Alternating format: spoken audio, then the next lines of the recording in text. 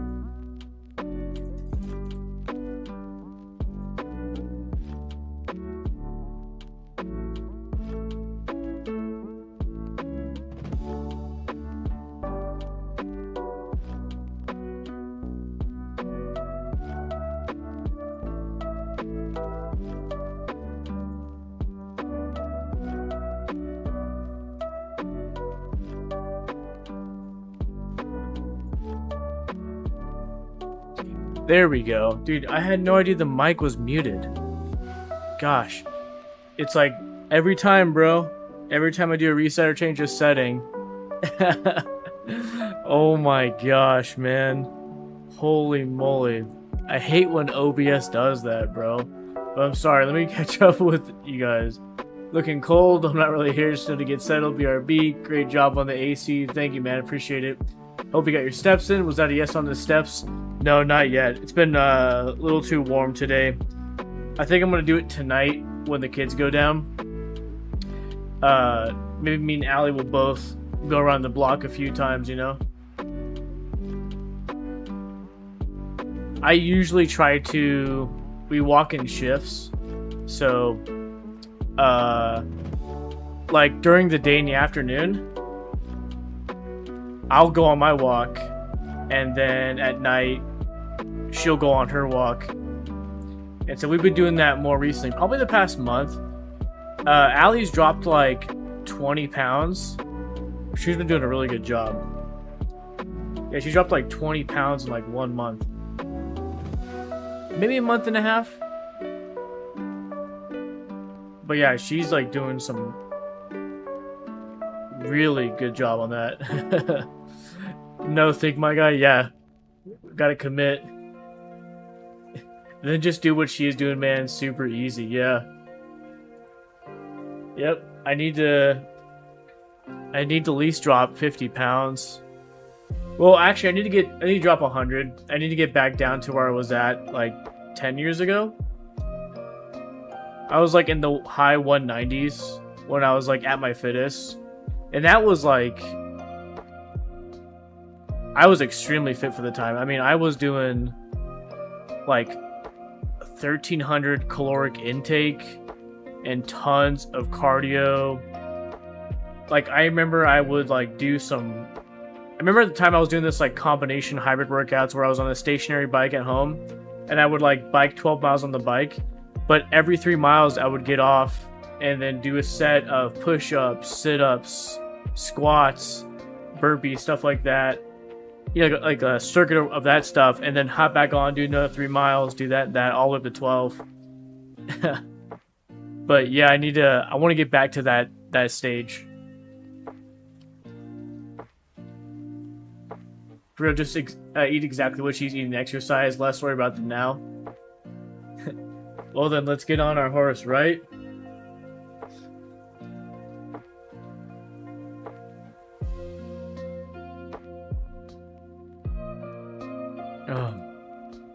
I usually catch you at a later time, Mule. And everybody's winding down. So yeah, I'm testing out a 5 p.m. stream. Because again, I usually go live around 7 p.m. California, like West Coast time. And by that time, it's like everybody who I'm like, you know, like the network of friends on Twitch and whatnot, like everybody's like getting ready for bed. It's like, you know, 10 p.m. So I'm, you know, trying out this earlier stream schedule, see how it goes.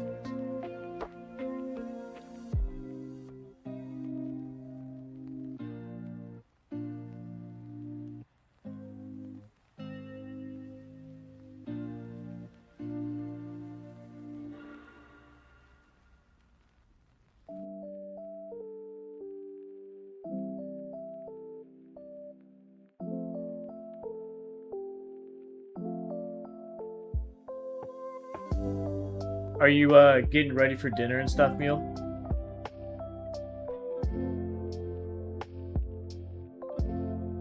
Or what time is it at? I'm sorry, man. I don't know if you're much later than me or what. I always think the earlier the better, but anytime you change, there will be not people there right away, right? Oh shoot! Collection Revolution coming in with a raid. Yo, what's going on, Tim?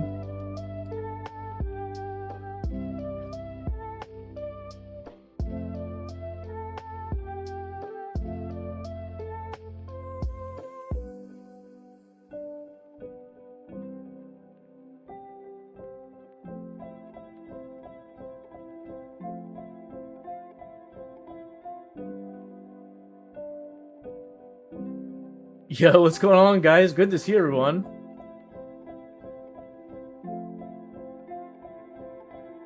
Alright. We gotta get the hair down for the raid, dude. Time to party. Let's go. Let's go, guys. Hey, let me whip my hair.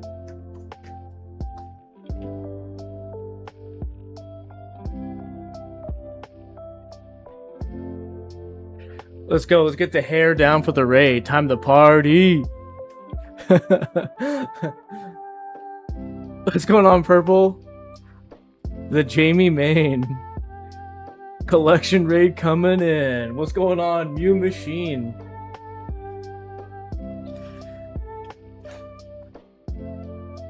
Hi, how are you? Doing alright? Staying cool. Look, I got the AC set up in here. Woo! Yeah, buddy, look at that. Look at that. We have a few more of those machines that we put throughout the apartment. We're like in this 3-bedroom, 2-bath apartment. It looks more like a house than it's an apartment, but it's technically an apartment.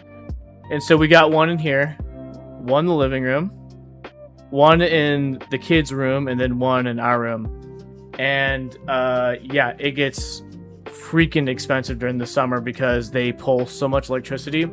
And they're like not as efficient as like mini split ACs and all that stuff. But it's the only way to survive when it gets hot here, because all the windows in the house, they open this way. So it's easier just to get the ones with the panel, aka the machines on the floor. Jimmy thought I had overcast, but it was just smoke. Was something on fire, Purple? Gotta stay cool, that's right. Yo, Tim, that game looked really cool. Hey, yeah, somebody, hey, where's my mods at? Get that bot out of here right now. Get that bot here right now, dude. Who's gonna get to the ban button before I do? Huh? Who's gonna get there?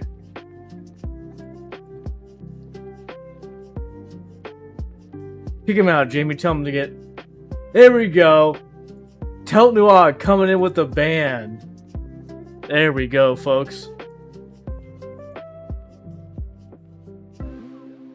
I appreciate it. Good job, Telt Noir. Oh yeah, Canada wildfire. And a wildfire here too. Oh man. Dude. Fire season for us is usually like probably around the fall. Dude, we have a I don't want to go into like some weird TED Talk hyperfixation on the topic, but you know, with California, it's like the weather's so weird. It's like we don't really like, while you guys like summer began for most of you guys like late May, June, dude, it has felt like spring literally up until this week. Like it's been low 70s with the breeze, and being like 2 miles from the ocean is like a nice fresh ocean breeze. Again, highest it's been has been like maybe 75, 76, some days 78. Now it's getting into like today was 87, starting to get a little more humid. But with that being said, our summer, because our summer's delayed, also our fall. So when everybody else is starting to cool down, put their flannels on, put your jeans on, start taking your pictures of the pumpkin patches, we're over here getting high 90, 100 degree weather. And I'm sure you guys have seen it like on the news when it happens, like when California catches on fire. Like, remember that huge big fire in Malibu or whatever? The Palisades? That was like not too long ago. Yeah, dude, that was like maybe 10 miles north of me.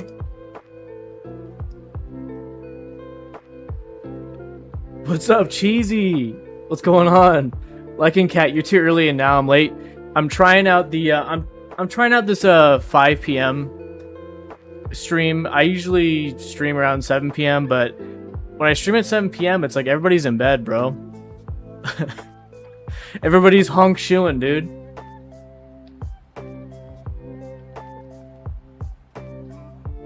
Wait, you wildfiring? Thanks for the shout out, of course.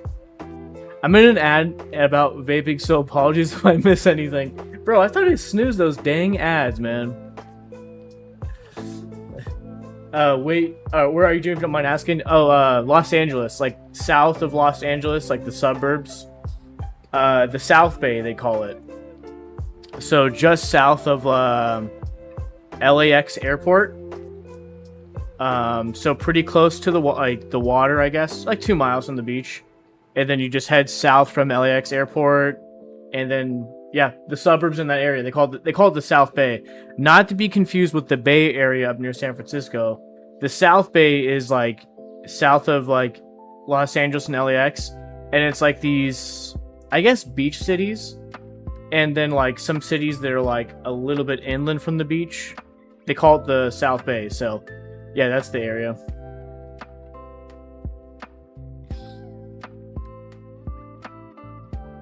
Thank you, you're too kind, of course. Love supporting you guys. Oh my god, you were early, yeah.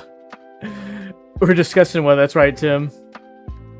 I'm free, welcome back from ad hell, as they say, right? Man, first the dungeon, now an ad. I have a uncle in San Francisco. Dude, San Francisco's cool. I've been there once as a kid. My grandpa had a... I don't even know what you call it, but it's like a reunion with his like unit. I don't know. So he was in World War II in the Navy, and he was a cook.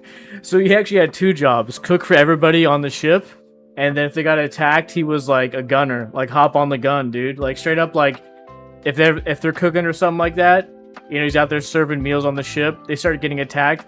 He's out there with his apron on, just like shooting people. Shooting down planes.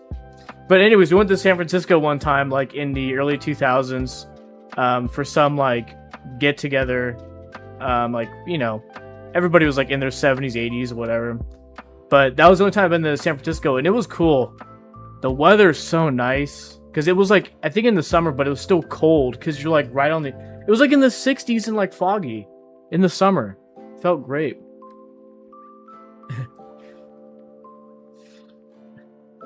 Cheesy Gator Cat loving him. I know, it's so unique. Hey, no one else got it. We dropped about 10 degrees here in San Jose, loving it. Oh yeah. Since we're all doxing each other, Mike's not too far from San Francisco. He's just south of it, San Jose. That's like the tech city, isn't that, Mike? How everything's set up is that... like all the startup tech is in San Francisco, but nobody lives there. Everybody commutes there, and so everybody lives in like San Jose, right? I haven't been to California yet, but like to go visit sometime. Should have gone to visit when I lived in Arizona for a while. Dude, California's fun. It's fun. I really enjoy it. Oh, Arizona is wild. Well, I think of I'm sorry, Arizona heat is wild. Arizona itself is amazing, I'm sure. But all I think about is like triple digits and dry. Which, I don't know. I might... Like, I've been in like high 90s, low 100s dry heat up near like Folsom, like Sacramento area. Because of family up there. But I'm sure Arizona is a whole like... tier above that in terms of like miserable heat. I think I would prefer dry, really hot. Like I'll take 100-degree dry heat over humid like 80s.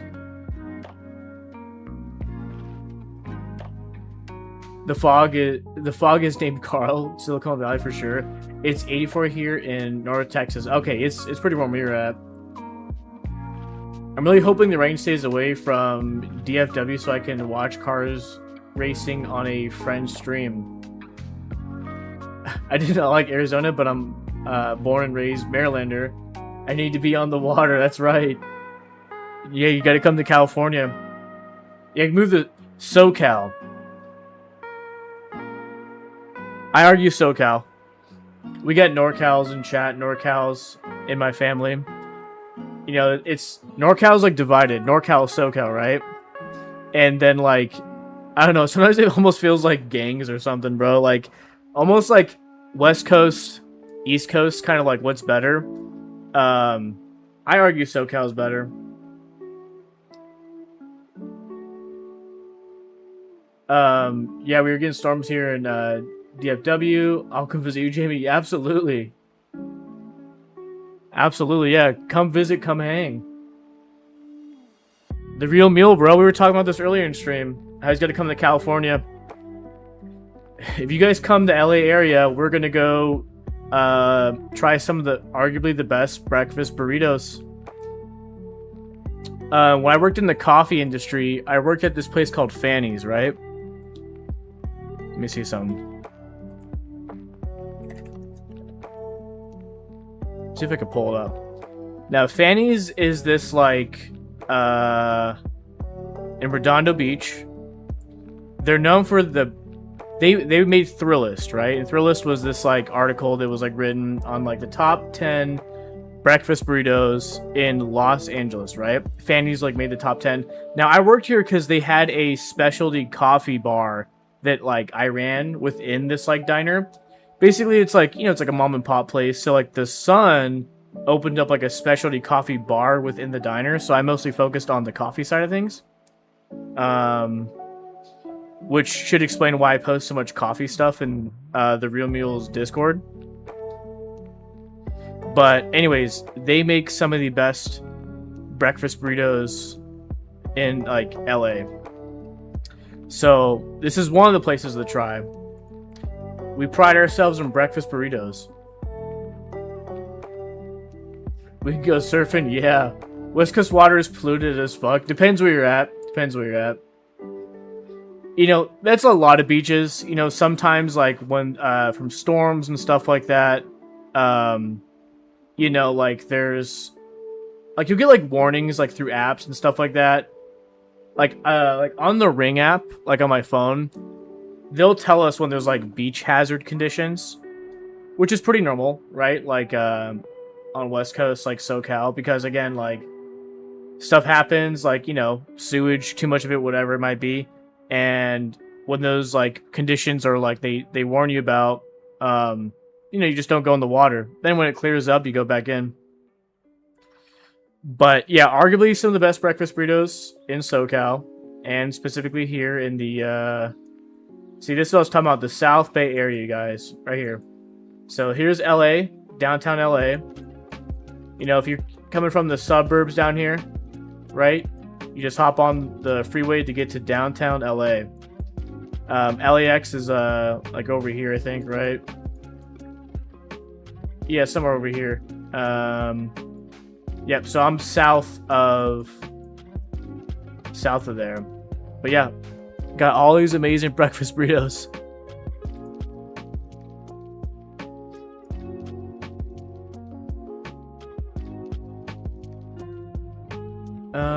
Let me see. Oh my god, let's go. Yes. Me too, I want to go swim more. You're near Jamie, we can all hang out. Oh yeah, he's pretty close. He could drive down. I mean, I think that's close in the grand scheme of things. Yeah, I mean, it'd take a few hours to get down from like San Francisco, but closer than somebody living like in like the Midwest or the South in the U.S. Is Emerald Bay near you? Emerald Lake, Emerald something. I want to go there and take my paddle. Yeah, let's look it up. Let's look it up. Let me see. Oh, I think it's Tahoe. Yeah, Lake Tahoe. Let me see.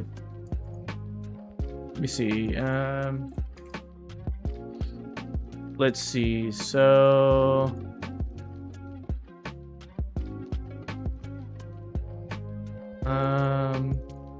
way up here, I think. Is it here?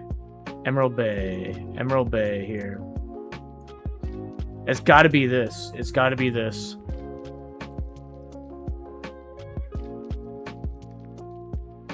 Yep, that's it. Awesome. Whoa, here we go. Yeah, I have friends that live in Folsom. They were just recently at Lake Tahoe. They spent the weekend there. They're in the Sacramento area. They just drove there, hung out. A lot of people do that. There's like cabins and stuff you can like rent like close to the close to the lake, and so like you could just like tons of Airbnbs just rent out, hang out there. It's really fun. I haven't been, but a lot of family goes there all the time.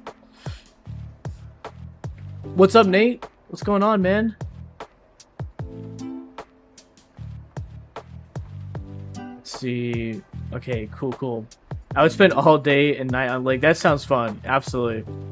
The best German food I've ever had was in South Tahoe. Interesting. I'd like to try legit German food. You know, there was that place here in the South Bay, Alpine Village, and their whole thing was like German stuff. When I say I'm obsessed with water sports, I really mean it. That's awesome.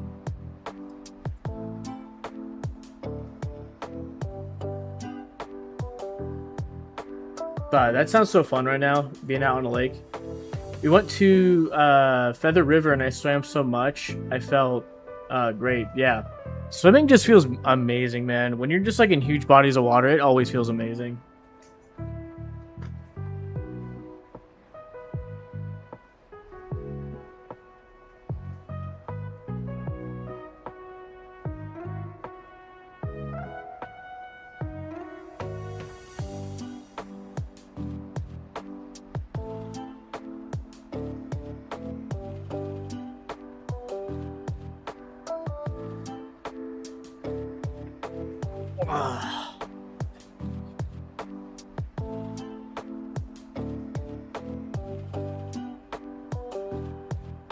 Anyways, chat, how was your guys' day? What'd you guys do today? Cheesy, what'd you do today? Mike, what'd you do today? Let's see. Nate, well, I had it out with the slumlord again. Dang, Nate, it's no fun, or was it? Thankfully, in our apartment complex, we got pretty chill management, but there's been like unchill management, I guess you could say. Now that I'm thinking about it, I don't think I've ever been swimming. I don't think I've been swimming this summer yet. Dude, we gotta get you swimming. Gotta get you swimming. Let's find some bodies of water, bro. Fun if you want, Nate. I work today, but it's officially the weekend for me. Nice. That's fun. Is your schedule usually the same, Cheesy? Like Monday through Thursday, or today just or this week just happened to be Thursdays when you ended for the weekend? Purple, I work today too. I don't know what's going on with work. They just don't have replacement set up for people. Was it chaotic today? I took today off. I'll be back at work tomorrow. Been working half days recently.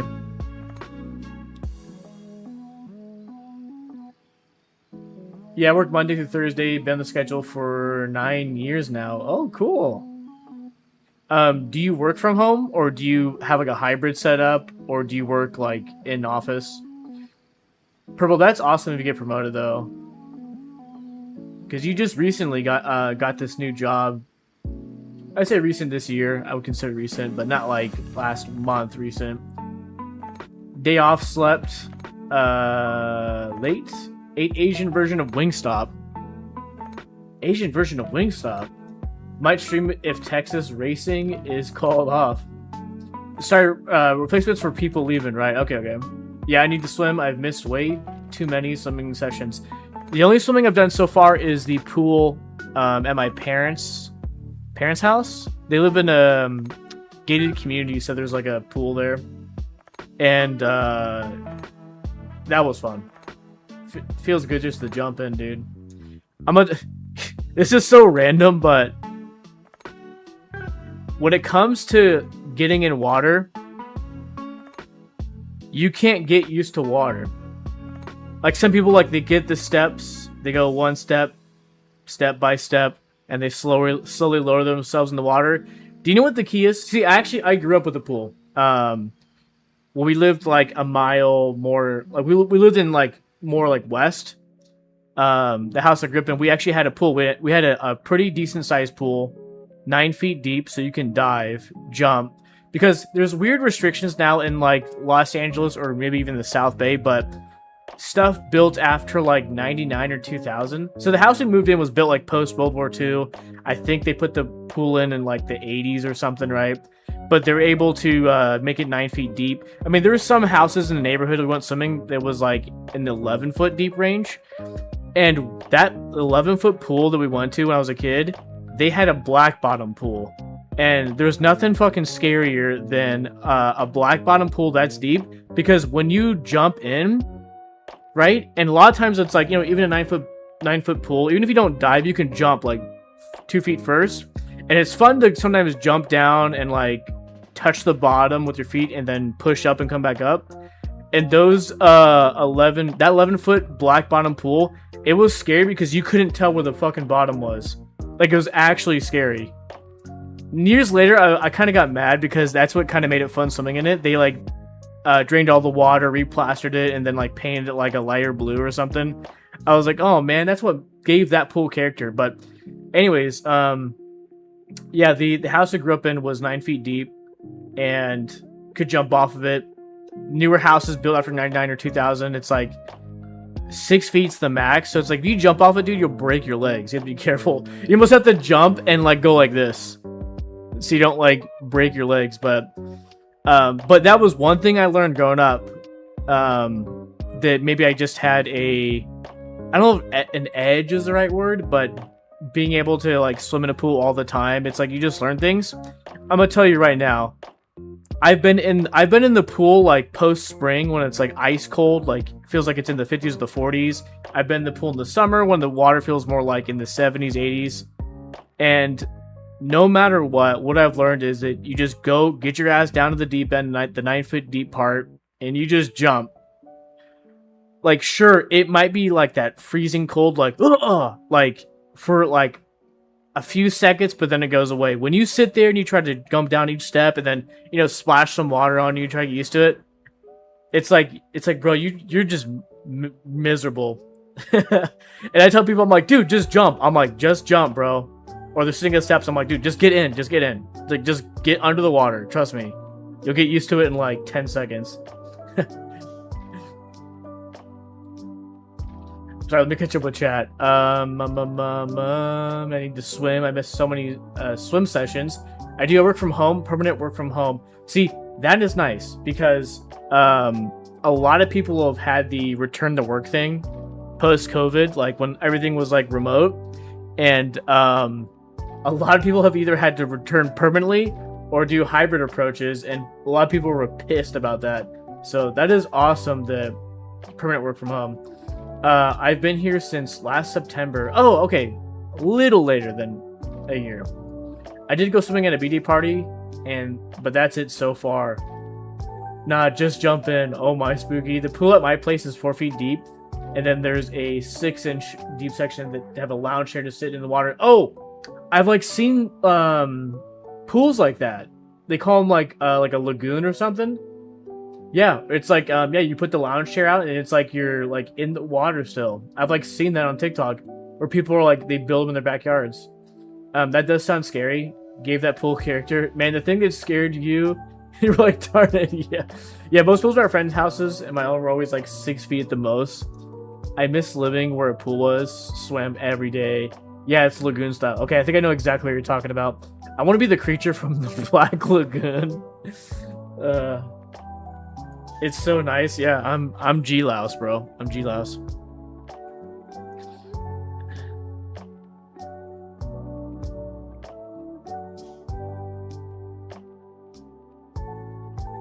Old Greg. I'm old Greg. God, who remembers that sketch?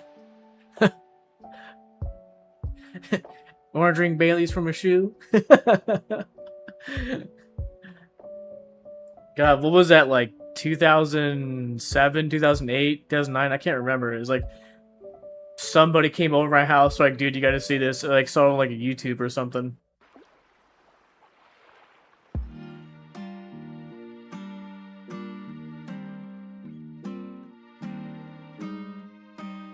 Something like that, right?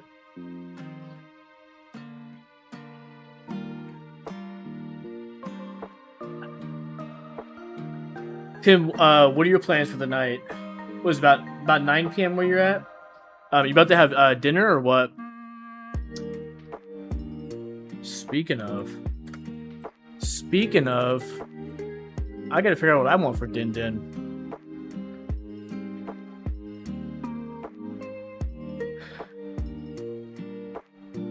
It's only 5:55 here.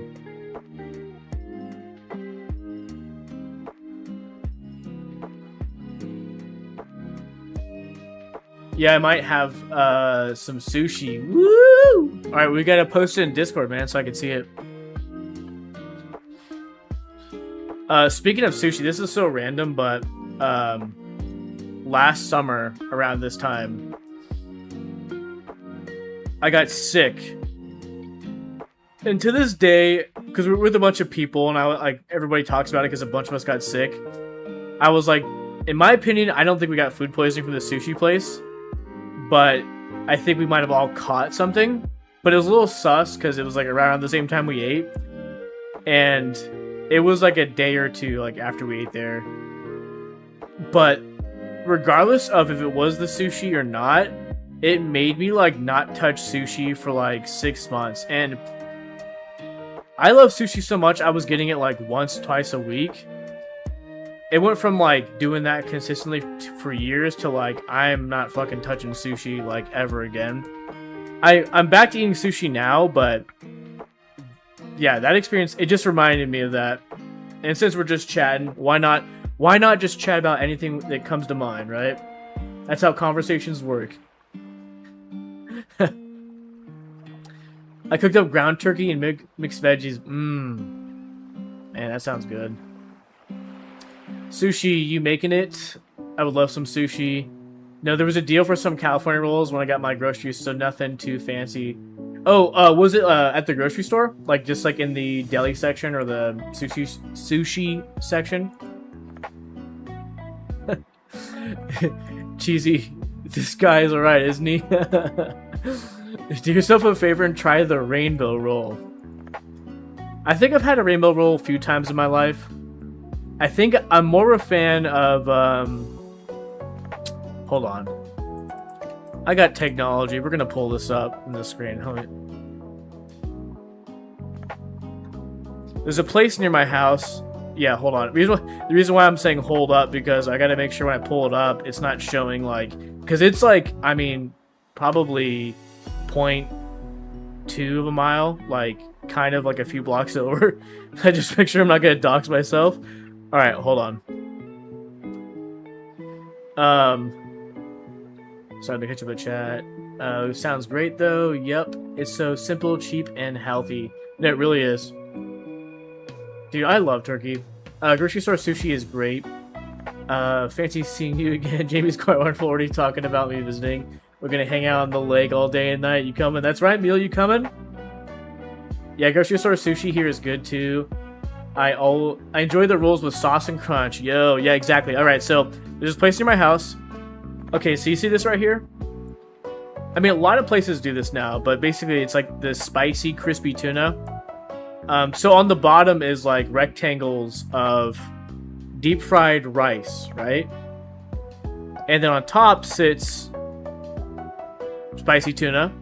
And then usually it's accompanied with like a jalapeno.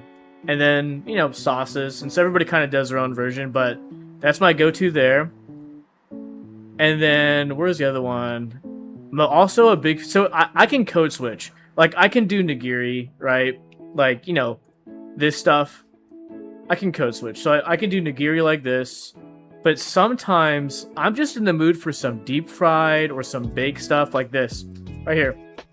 This baked salmon roll. Oh my gosh. You know what's interesting? When I first had sushi, I only ever got like nigiri or like normal, like basic rolls, like spicy tuna California. Deep fried and like baked rolls kind of weirded me out because I was like, sushi that's like not cold, kind of weird. But I began to like appreciate like baked or like fried sushi. It's like a totally different experience. Let me just say that. It's a different experience. But anyways, this baked salmon roll is like one of my favorite things to get from the sushi place. But yeah, you got your California roll, your baked salmon on top, some sauces. Always good. It just depends. Sometimes I'm in a fresh roll mood. Like, look at this. The tuna lover roll. See? You get, like, fresh tuna with some, like, with some green onion. Probably, like, a light, more like a ponzu sauce drizzle on it, right? Nothing heavy, nothing too sweet. You see, sometimes I'm in the mood for something like that. So it just all depends, but... Sorry, I was just trying to tell you what I've been getting at the local place. Golden fried California roll, saucy and crunchy. Oh yeah, I've had a golden fried California roll and a spicy tuna at some point. Yeah, but only if he starts getting his steps in and cleans his diet up and starts in shape like his wife. That's the deal. That's right. Yeah, keep me accountable. First, it was the AC, and now he's gonna be checking in on me on the steps. Checking on me on the steps. Yep, gotta get back down to the weight I was at, you guys. I'm like 100 pounds overweight, right? You know what kept me in shape most of my life was sports. Sports. Played baseball all through high school. Was gonna play for college, but I got a shoulder injury, something called an inner impingement. I was gonna play for the local college here, but I don't know. A few things happened, but baseball is what kept me in shape, I would say. So I can get there. I was there at one point. I just need to eat. Well, actually, I'm talking like I need to. I've been starting. I just need to keep going. Sorry, let me...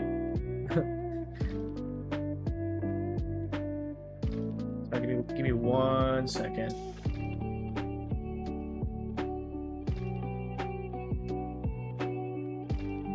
See?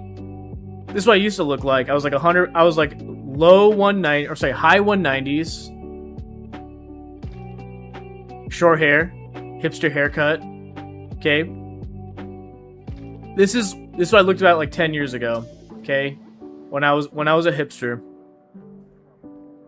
Also want to have plugs too. Maybe I should put my plugs back in. I should re-stretch my ears, huh? But anyways, that's the way I would like to get down to, you know. Okay, and here, Nate in chat. Here, Nate, I'm gonna pull this up. Look at us. There's Nate in chat. There's me dressing like a punk rocker, dude. So you know what's funny? I was explaining this in Discord.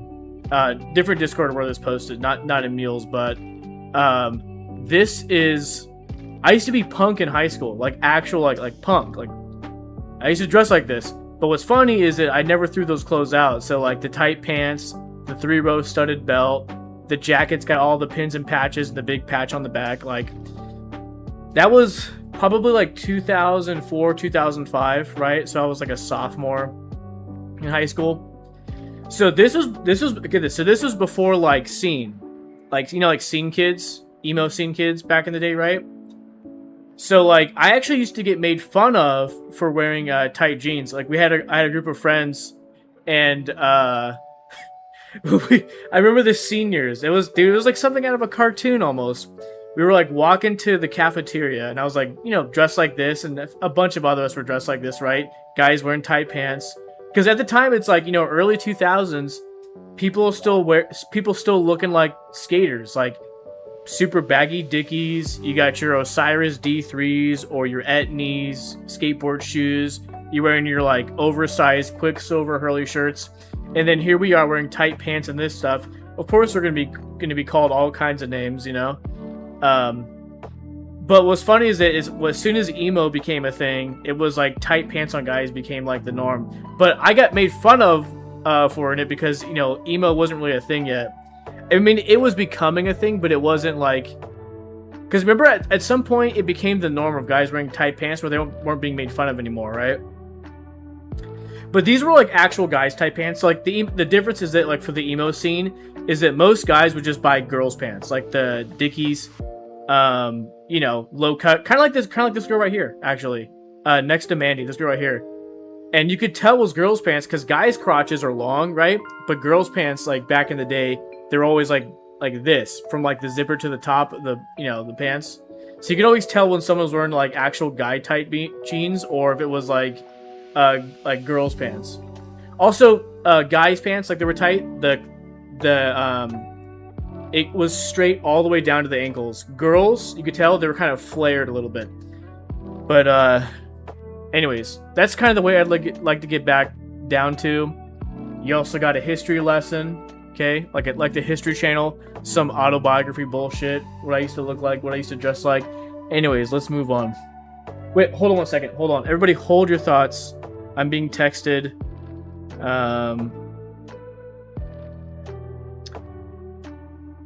Okay, hold on. Everybody, hold your thoughts.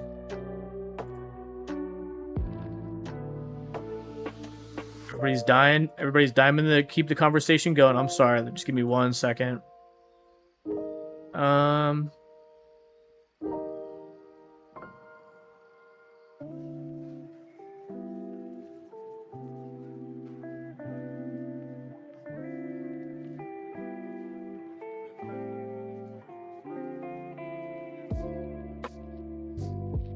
Okay, sorry.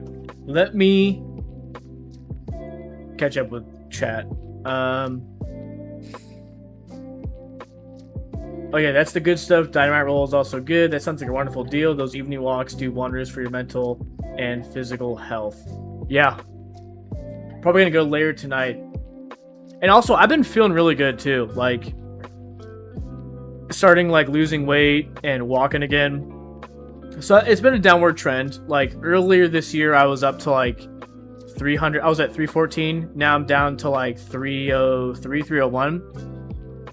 So it's like a slow trend downward. It's like, here's what it's like. I can go crazy and do the whole P90X thing and drop like 40 pounds, 50 pounds, like in a short amount of time. But I want the weight to stay off. I'm trying to like assess like eating habits, which I found out I think is the root cause. And like make lifestyle changes so there's not a rebound in the future, if that makes sense. I think like over the years, like being outside of sports and like stress of being an adult, I think I've developed like poor eating habits. And then in addition to, right, because when you're in high school and you got baseball 5 days a week, practice for 4 hours, it's like, it's easy to be in shape because your schedule is like, it's like, you can't avoid baseball practice, but it's like once you become an adult, it's like, you got to make time to be disciplined, which, for a good portion outside of high school, I was still. I remained at a good weight, and I made myself go on runs and weightlifting, all this stuff, right?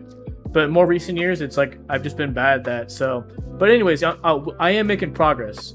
But yeah, need to get about 100 pounds. Allie's already dropped to like 20 pounds. Let's see. I just like all sushi, really nothing boring though. And it's extra quality time spent with the wife. Sounds like a triple win, honestly. Absolutely. His wife is down 20 pounds. Came in on the food board. Great dude. Sadie, what's going on? Oh, man.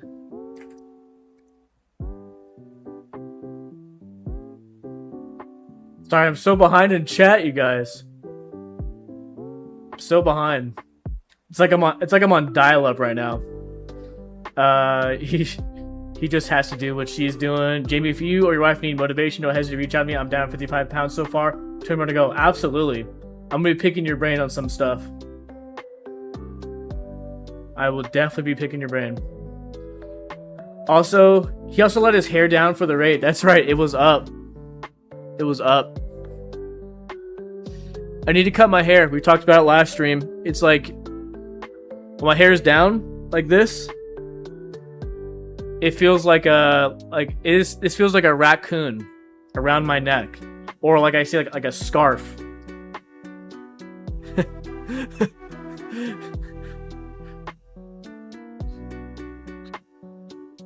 It's all mental strength, and I fully believe you got this. I appreciate it.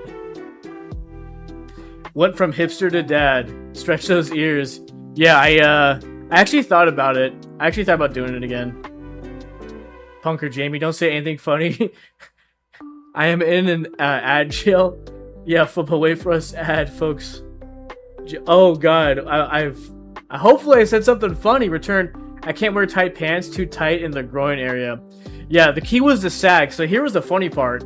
Is it like, you know, sagging was still a thing. So a lot of, I mean, I didn't like major sag where it's like actually below my butt, but you know, like that was kind of how you got around like tight pants in the early 2000s, is because sagging was still a thing, right? It's just, it went from baggy pants to tight pants.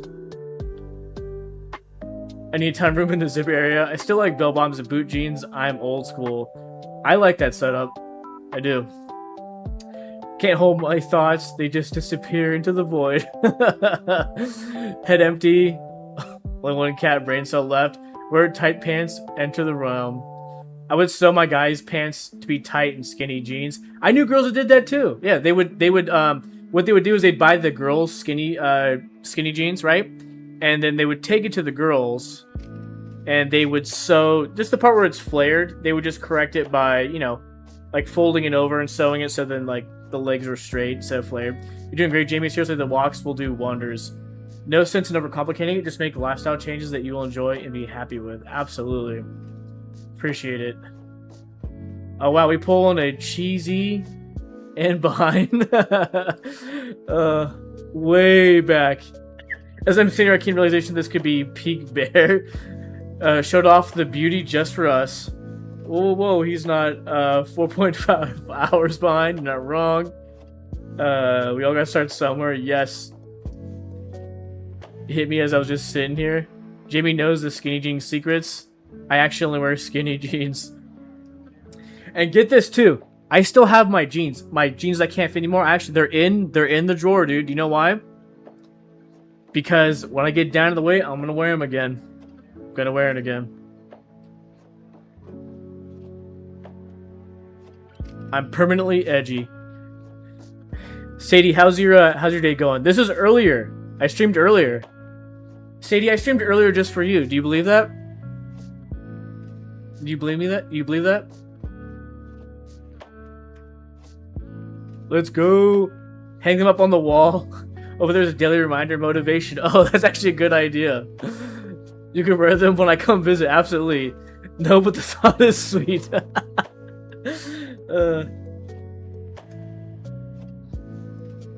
He gave Sadie a free hair down show last night. Yeah. That's right. Hey, yeah, as soon as she leaves, the hair's going back up. I only do it for Sadie.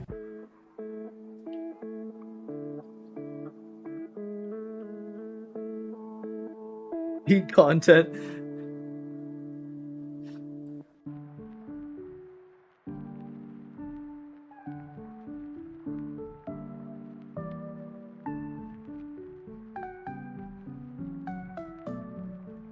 What are you guys up to right now? How late is it where you're at? Mule? Cheesy? Are you guys... Cheesy, are you... Texas is 2 hours or 3 hours behind? Or, not behind, ahead. Chat would be like, what did you do today? How do you feel accomplished what you did today? You can turn into a daily stream thing. Gotta get a Sadie special wherever I go, absolutely. We could never spoil you enough. 7:13. Oh, that's right. Dude, I think maybe you did say that. You're about an hour ahead. In Canada. 2015 here. Oh shit, using military time. Oh, 8:15, thank God. I was about to copy. I was about to ask ChatGPT.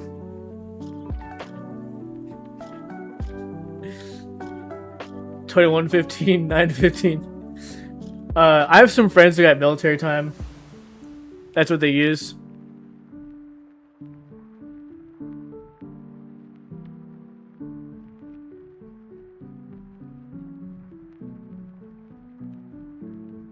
Mule is 1, cheesy is 2, Sadie is 3, best way to remember. Oh, there we go. There we go. That's perfect.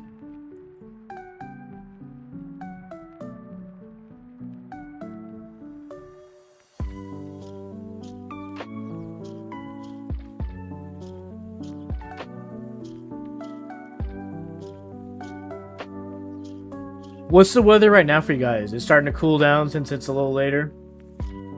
What time is it here? Toilet time. Hey.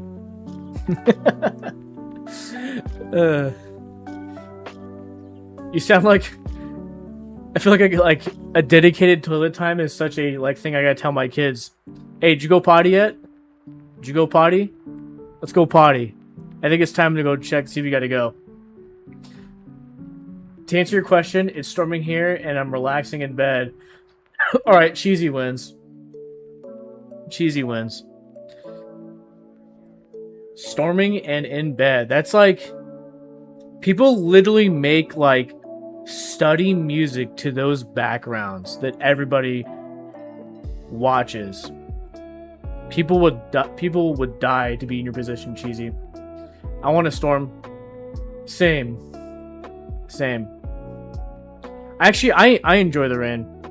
I think it's because, well, it's probably because where I'm from in SoCal, we don't get a lot of rain, so it's exciting. But places that probably storm all the time, they're like, you can have it, man. We're over it.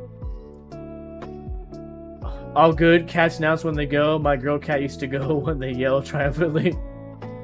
You just had a tornado a few days ago, didn't you? You just wanted rain there all the time. Oh, that's right. Yeah, Sadie was telling me she got a tornado. She got them naders. It was raining for like 4 minutes earlier, and I wanted to go and stand it so much, but was stuck in a meeting. It was done by the time my call ended. Man, it never landed. I was so mad. Oh man. Hey Sadie, I think that's the next thing you're gonna do. All right. I know you do pottery, you do an art, but you know, times are changing. Meaning, tornadoes weren't a thing before, but now they are. And you're gonna be a storm chaser. All right. That's gonna be your new thing. You're gonna be a storm chaser. And you're gonna that's gonna be your new content. Actually, you're gonna live stream it. You're gonna be driving down the street going, there it is, there it is. We gotta get closer.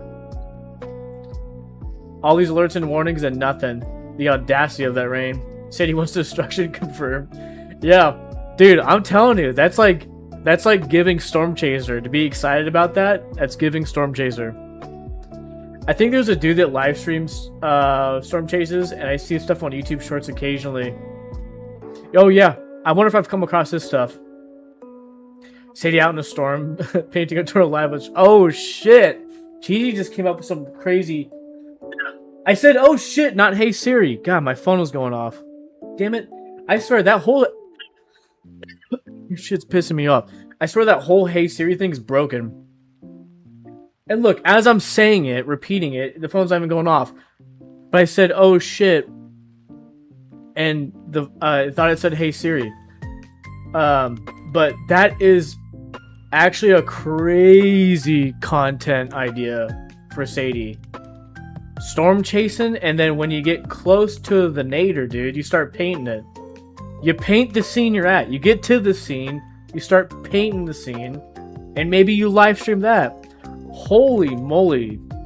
Talk about content. Siri never listened correctly, yeah. Speed painting, who goes faster? Sadie or the tornado? Oh shit. Stakes are high. A shame. It's only a thing for like 2 months. Oh man.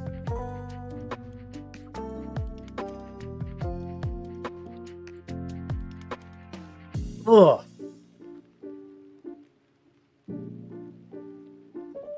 Fucking water's bitter. Oh man, I have an idea. We refilled the Brita pitcher. I have a theory why it's bitter. I wonder if while someone was refilling it, that a little bit of soap got into it. Like somebody was like maybe watching something at the sink, and then the soap sprayed into the reservoir as it was like being filled up. Damn, that sucks. Or I have a theory. Unless the filter is getting old, it needs to be replaced. Sometimes when it tastes like that.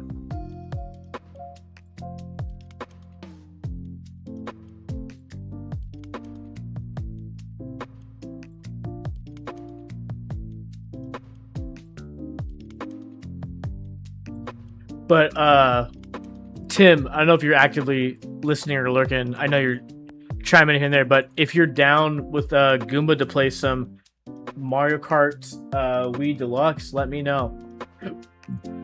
I don't have patience for a Brita filter. Yeah, it's kind of a pain in the ass.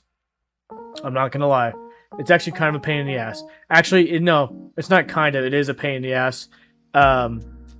Because it's like there's two ways to go about it, and like we've been doing this such a long time. It just depends how I feel. So I can either go full blast on the faucet. You fill it up, and it quickly fills up, and then you gotta wait for it to drop again, and you do it like 3 or 4 times, and that's how you fill up the whole pitcher thing. We have like the one that's like a rectangle that sits in the fridge with the spout, not like the actual like the pitcher one. We got the big one. So you can either do that way, you fill it up a bunch of times, or strategically, here's what I've done: put it in the sink. Make sure everything's clear in the sink. You put it at the lowest setting, just above where it's like individual drops, so it's like a small stream, and then you time it with a meal, a dinner. So it's like while it's slowly filling, and you're eating like dinner, lunch, or whatever. It's like by the time you're done, it should be like 3/4 of the way done, and because it's at such a like little stream, it's like it doesn't overflow. But it's just funny that there's been a few times I forgot that going that way, and it's filling up. You have lunch or dinner, throw all your stuff out, and then I was like in the living room, and then it started to sound like water spilling over, like water like flooding in the sink and spilling over, hitting the ground. And I'm like, what is that freaking noise? Why is it all of a sudden loud like at the faucet? And going over there, and it's like filled up way past the reservoir and just spilling out. There's been a few times doing that route, so you gotta be careful. I had RO water at my previous house, and I'm water spoiled now. Wait, reverse osmosis. It's so slow. I have a water dispenser, water cooler. I think it's a water cooler. Water softener and RO system is the way to go. Yeah, I'm down. I'm currently making some pasta for a little meal prep, but I could jump in some games then when I wrap up. Yeah. Totally chill schedule, We can play as little, as much as we want. I was just curious if you guys were down at all, or if you guys feel like it. Because I'm down.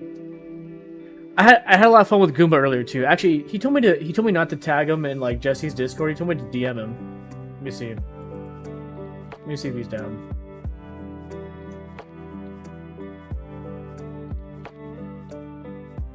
Oh, I'm not his friend.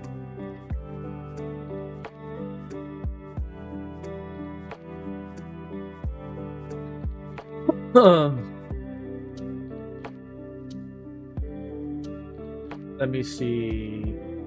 Where the hell can I... Where should I talk to him?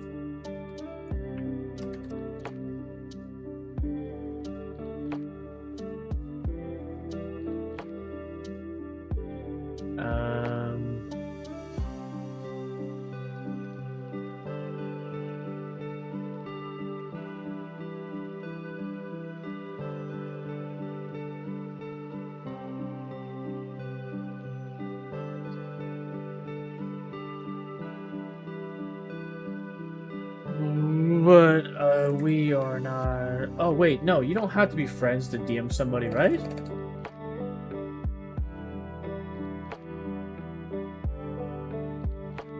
I'm totally wrong, yep.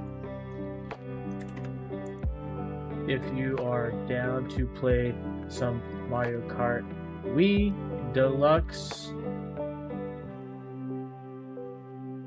I am streaming and am flexible. Water I live is horrid. I have to decalcify my shower head every year, and it looks terrible. I can ask him if you want. Oh, sorry, I totally missed your chat there, Tim. I finally found him. I finally found out how to use Discord, dude. Can you believe all these years, dude? I'm still struggling with Discord.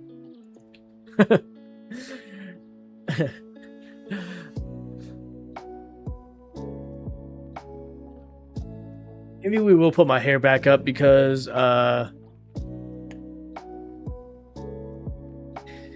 still get kind of hot. Even though the AC is running, still my hair is so thick again that it feels like I'm wearing a scarf.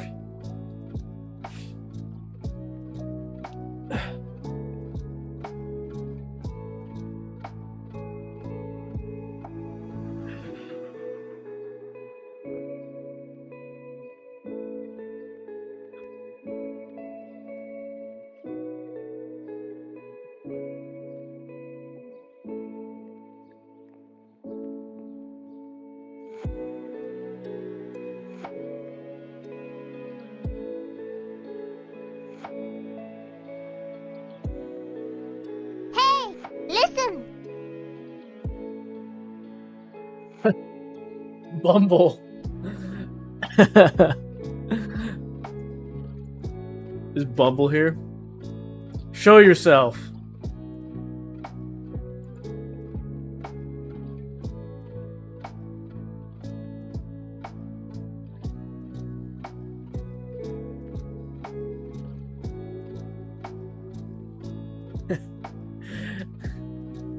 I have lurked the whole time. Her. Bumble, what are you up to? How you doing?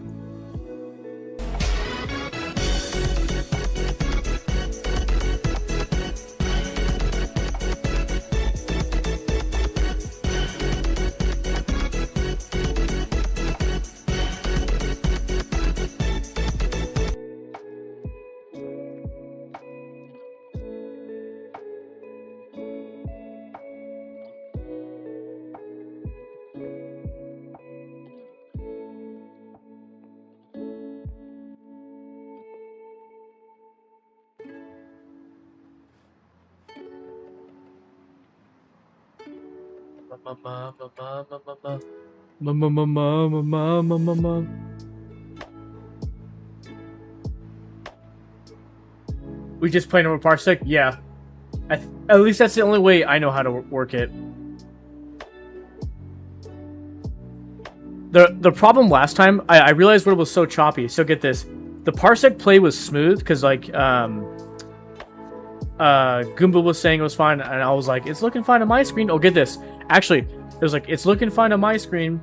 It was looking fine in OBS, but for some reason on the stream side, I guess whoever's viewing the stream was choppy because I went back and I was curious how it looked like a few days after at the VOD, and I was like, damn, that's like barely watchable. It's like everybody was watching us playing like 7 FPS.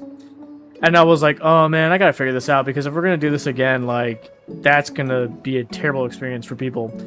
And so I went into Dolphin. I'm like, well, I mean, I could start with literally on the front page of configuration. What was it? The backend was sent to like DL11 or DL whatever it is, or DirectX. I forget exactly. So I switched it to OpenGL because most people in the Dolphin forums are like, the most compatible is OpenGL, but you can get the most out of with like Vulkan or other stuff. I was like, you know what? What if I just put it back to OpenGL or something? And it seemed to work. So we'll see. Feeling accomplished. So played a Happy Cat song. There you go. There was a few times it caught up and was okay. Yeah. I was so annoyed. I was like, oh man, people were probably bummed watching this.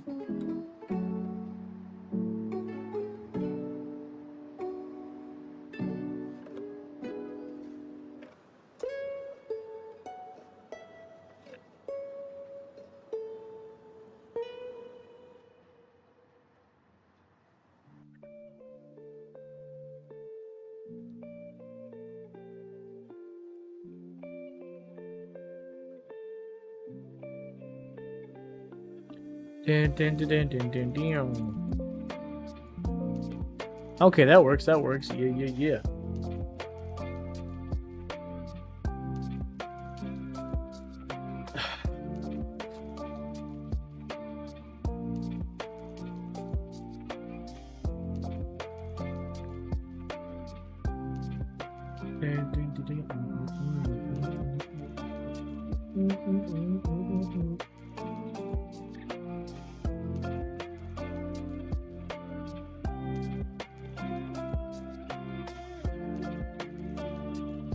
Deluxe was pretty easy to set up.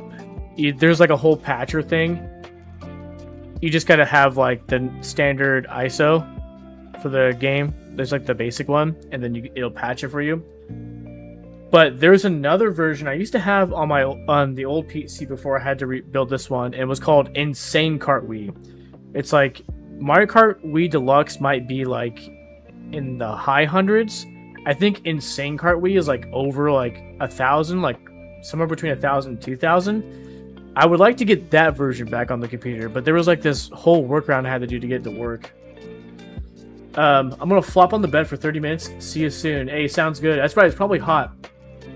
Bumble, what are you up to? How's everything up there on the upper end of the West Coast?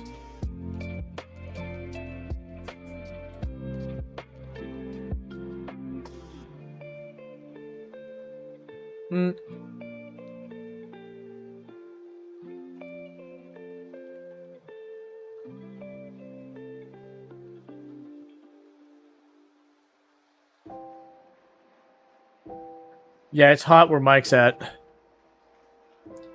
Definitely hot where Mike's at.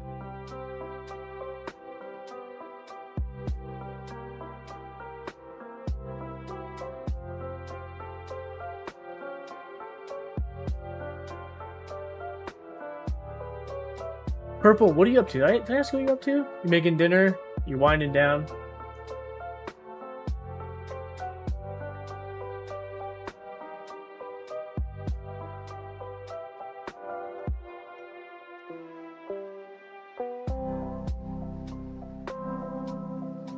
We got some goats. Wait, what does that mean? You bought goats?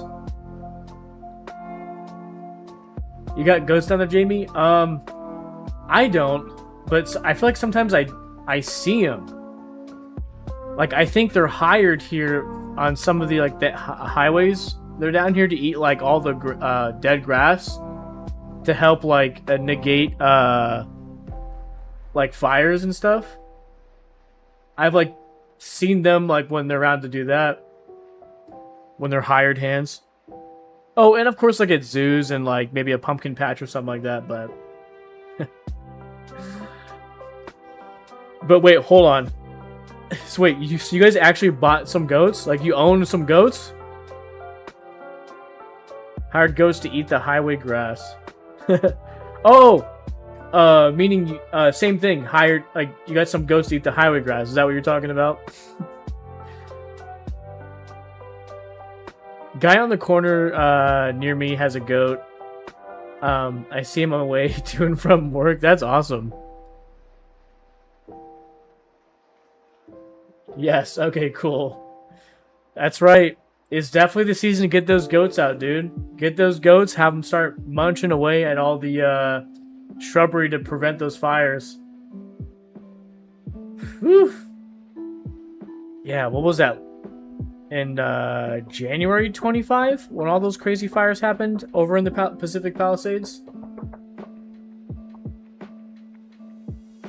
That's why it's so long to respond.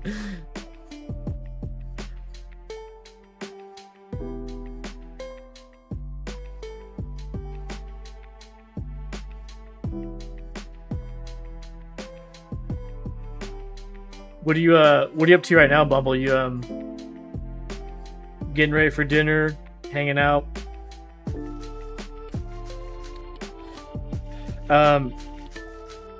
Allie and the kids are out getting dinner with her dad and brother. They're at Chick-fil-A, so I think they might bring me some Chick-fil-A.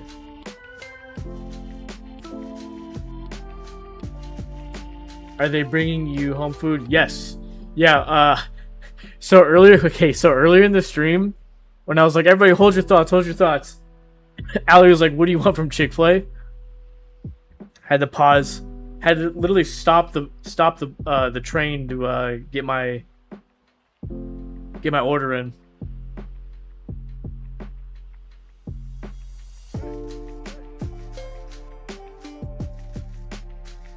It's not that I'm trying to like eat healthy at Chick-fil-A, you know.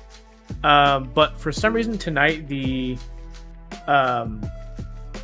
grilled chicken club at Chick-fil-A sounds really good tonight.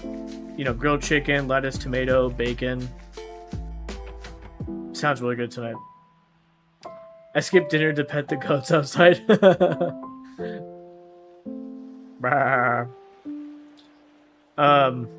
That is so cool.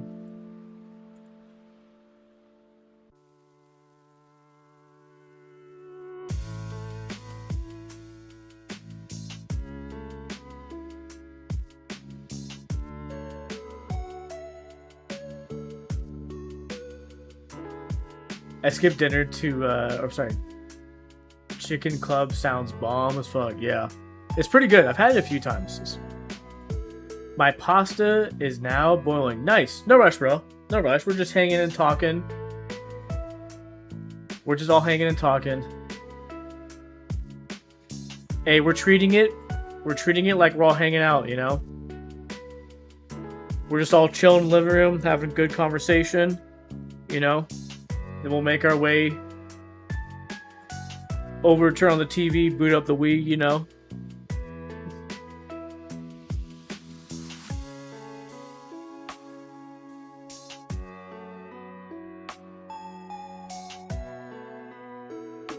I had work off today. I mentioned this earlier, but just to update everybody or tell people who came in with the raid, but today I had work. I chose to have off today. Well, and just so there's some context, so people don't think I'm like a bad employee. The business I work at is family owned. My dad's the boss, I'm the manager. So like I keep telling people like, oh yeah, I changed my schedule to half days, and it's like most businesses would be like, okay, should we hire somebody else? Or they might go, yeah, that's not gonna work. I have that freedom. So I took today off. I'll be working tomorrow, but yeah. So it's been kind of chill, been kind of warm. Today was warm for SoCal. Been up higher 80s. It was 87.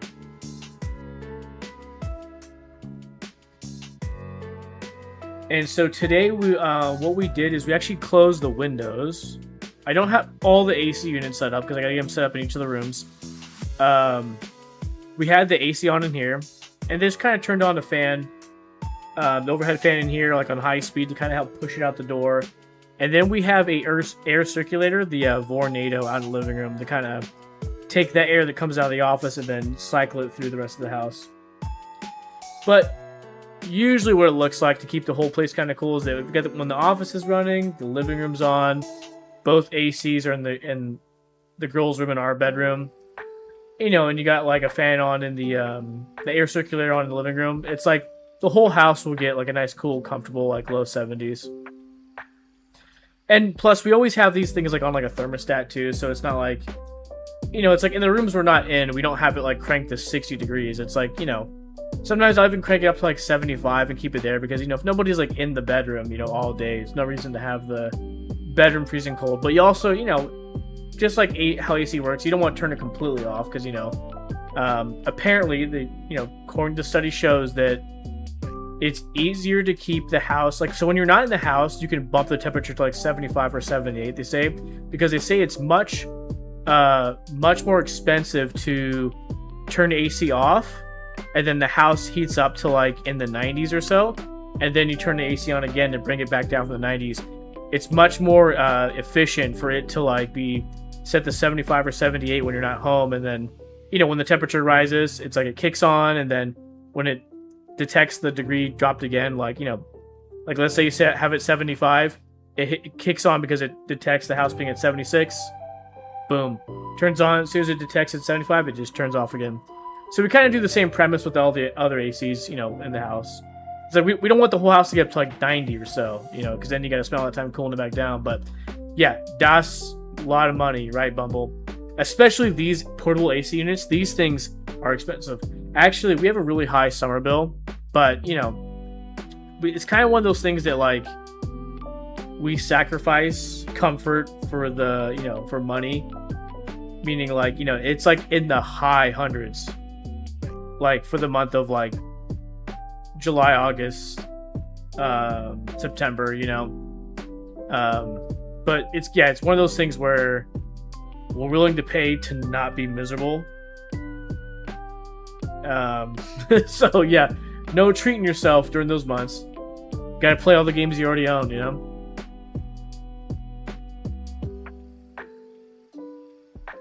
Yeah, imagine Steam was hooked up to my AC machine.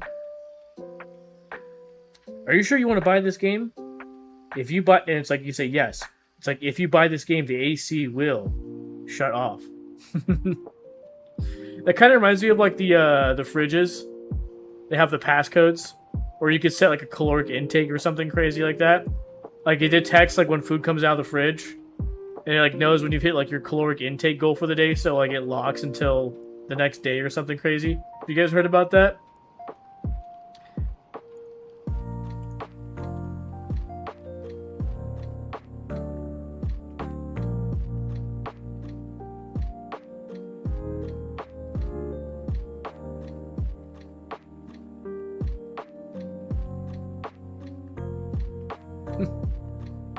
No, but that seems pretty helpful. Yeah. Put the food down, Tubby. Me? The meme?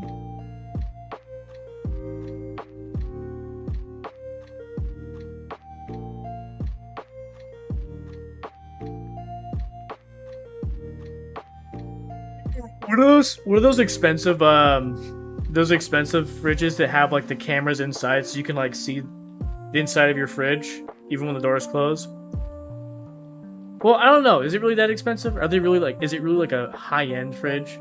It just seems like it's a smart fridge. We have a dumb fridge. At our house, we got the dumb fridge. It just knows how to keep things cool and cold. Other than that, don't try to play Subway Surfer off of the screen, you know? Has none of those capabilities. Fridge technology is so wild, it's all too much, yeah.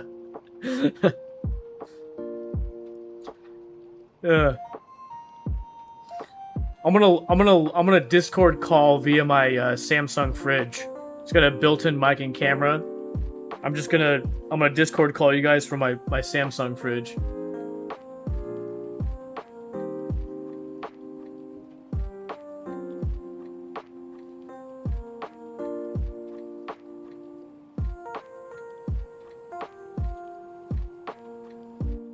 Speaking of technology, oops, I just smacked my microphone. Let's not do that. Let me see. There was something I was testing out today. Let me see if I can get it to work live on stream. Hold on. I'll show you guys in a second what I mean by that. What's your favorite mac and cheese? Oh, wait. I should know this. Oh, I should know this. Oh, Arby's! Arby's white cheddar. Oh my god. I mean, I'm a mac and cheese guy. I feel like I know my mac and cheese. Are these turning on? Oh no, they're not. Duh, I didn't flip it on. Arby's white mac and cheddar. The white cheddar mac and cheese at Arby's, you guys. I'm not playing. I am not playing. That's like the most. That's like saying, who's got the best, like who's got the best like burger in town? I'm like, oh yeah, it's the down the corner at the 76 gas station. You'd be like, what the frick? How does the gas station got the best burger in town? I know, it's me saying Arby's has got the best mac and cheese I've ever had is like, it's given similar similar vibes, huh? Yes, it's like insane. And I need you guys all to try it when you guys get a chance. And I need you all to let me know, please. Okay, hold on. Speaking of technologies, I'm gonna try something. Okay, so get this. I have two. This is how I've done live streams, like IRL streams, where I've like walked to 7-Eleven and then gone a walk, and you guys have all seen me. So I accomplished this with two. Hopefully, hold on. Let's meet that. I accomplished this with 2 Discord accounts. Now let me see this. Boy, I'm kind of nervous about this one. Let me see. This is like the jank of the jangle crowd. So before, how I've done it is like with 2 Discord accounts. Is like I have Discord on my phone on the main account, and then I have a second Discord account I'm logged in onto the computer, and I Discord call myself. So I get into the same Discord voice chat with both accounts, and I turn on the camera on the phone, and there's you can use the microphone built into your phone. It's actually pretty good speaker wise when you're outside. It does a pretty good job. Sounds good, not too like crappy. And then on the computer on the second account, you just click into the box where the camera's on, and then you full screen it, and then you go back to OBS, and then you do window capture, Discord, and then that's how you stream that. But this is different. Let me show you guys. Hold on.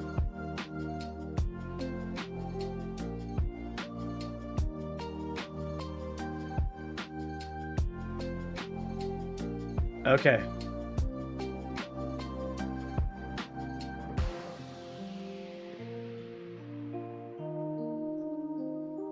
Oh, this is... Ooh, boy. Okay.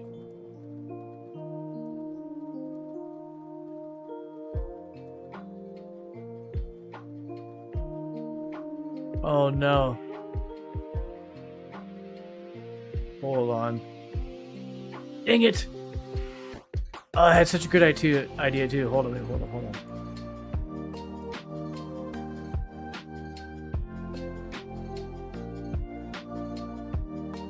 Oh, that ain't gonna work.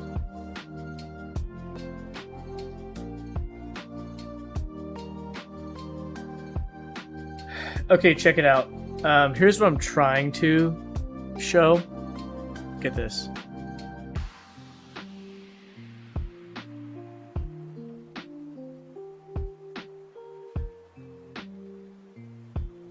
I hear a lot about Chick-fil-A's Mac. Oh, it's pretty good.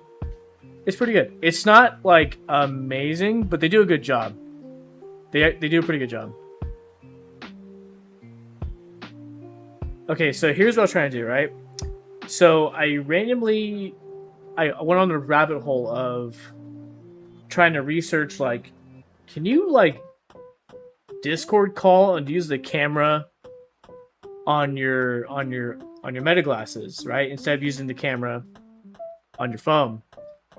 Because when me and Jesse were on a walk the other day, we hopped in voice chat. I turned my camera on just while we were walking, and I had my Meta glasses on, and she was asking me, she was like, "Oh, are you streaming from the using the cameras?" I was like, "No, I'm just using it like as a headset, because the Meta Ray-Bans, like, they actually have a really good mic and like speaker part to it, like for the earphone part."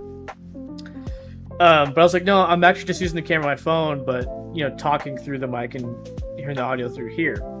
And she was like, oh, okay. And I started to think about it. I was like, wait a second. That would be cool if that actually was a thing. So there's no native support right now. A lot of apps are supporting like built-in like camera streaming like that, like through Discord calls, right? But there is a workaround to live stream via Twitch or some other platforms through this kind of like startup beta company. Like basically you would stream from your phone, so you can't get it to like communicate with the computer kind of thing, but it's like Twitch mobile streaming. You got to put in like your stream code or the RMTP, whatever it is, right? Or stream key and whatnot, and you just stream directly from their app, and I guess it works. And I was watching the guy on TikTok explain it, and I was like, oh, and so you basically have to go into your Meta app and you have to enable like developer settings, and then get the test flight app or whatever from on your iPhone and all these things, right? So I get to their app, and obviously I'm doing more research at this point. I'm like, okay, I'm getting their app and it works. I can, obviously I can like see, right? Like it's working. If you take a look right here in the camera, right? Like when I'm looking, like this is my POV. This is what you guys are seeing, right? Like here's the keyboard. Here's the macro pad for a stream. Here's my Yeti water that's got the bit of water in it because I think soap might have got in when we're filling it up. There's the Luigi for Mario Kart, like the remote control game. But anyway, so this is their app, right? And so I was thinking because on the Discord, so yeah, here's what I was trying to like experiment with crap, right? So on the Discord app, right, you can, if you swipe up or on the bottom, right, that's the share screen from your mobile on your phone, right? So if you join Discord on mobile, right, there is the option to turn your camera on, and then there is the option to, stream your screen, right? And so I was thinking, I was like, wait a second, I know what I can do. I can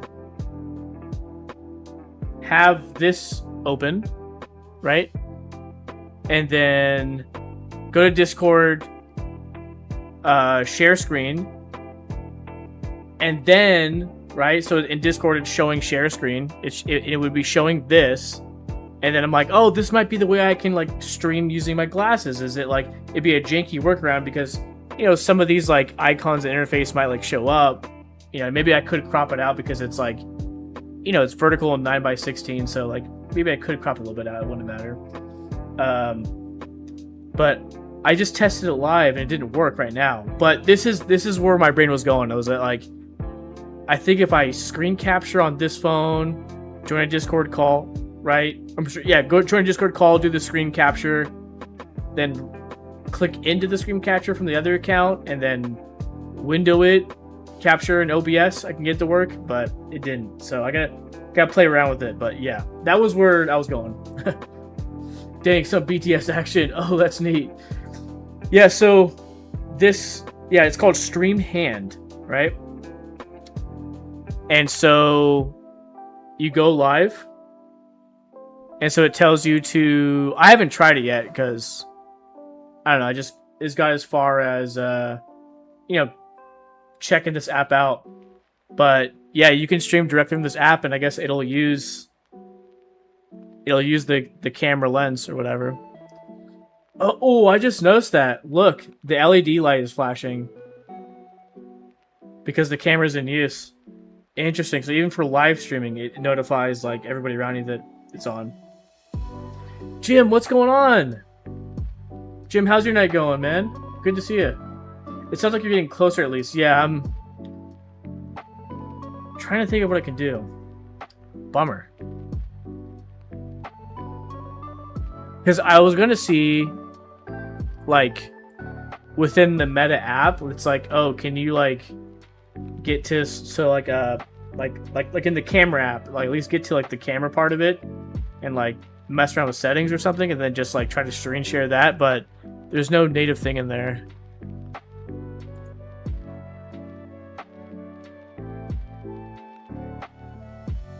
Okay.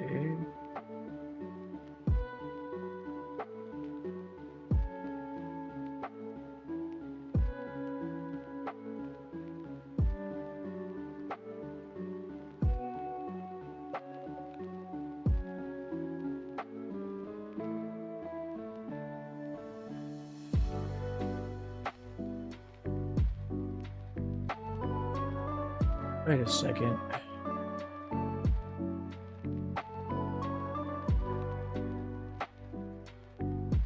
Wait a second.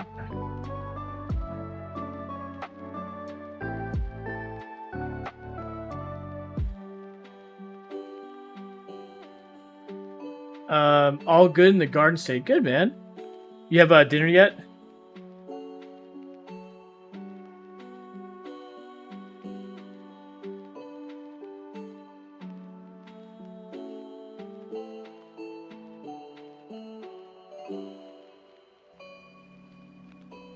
Ooh, wait. Hey, hold on. Wait a second, tick.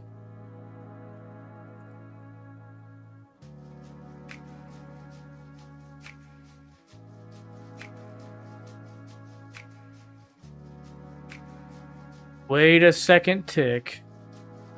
Wait, hold on, you guys.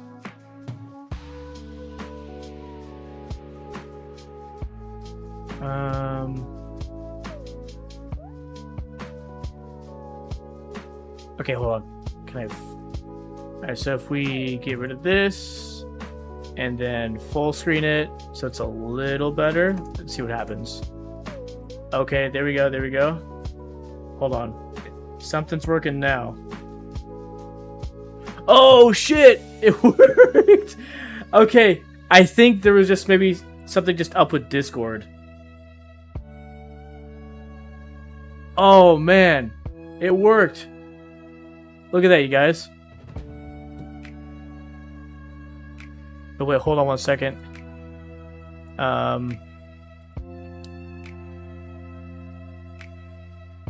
Camera. Okay. Can I copy and paste? Copy.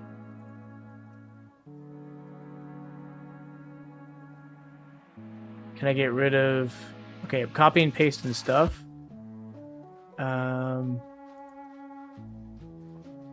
Okay.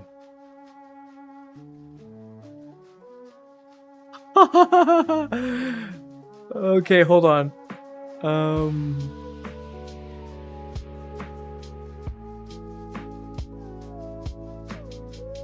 Okay. Copy and pasting some stuff over. Yo! Dude.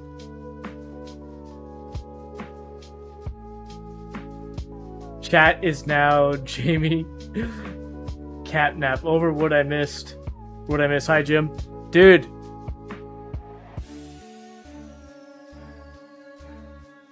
Wait, hold on one second. We're going to test something out. Oh, we might not get audio if I do this. But hold on. Let me just verify something.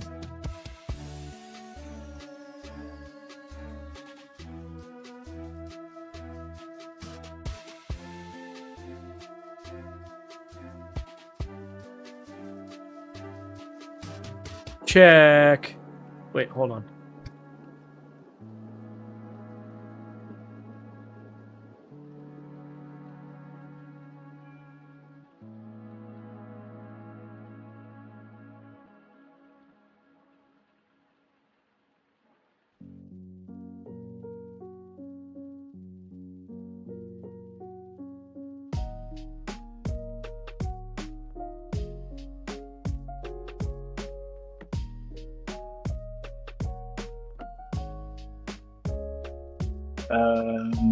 Oh shit.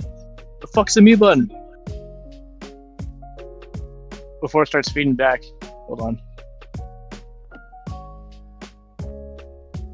Oh, right fucking there. Anyways. Alright, here. Let me try something, man. I'm not gonna be able to see chat. But I'm literally gonna go outside my house right now.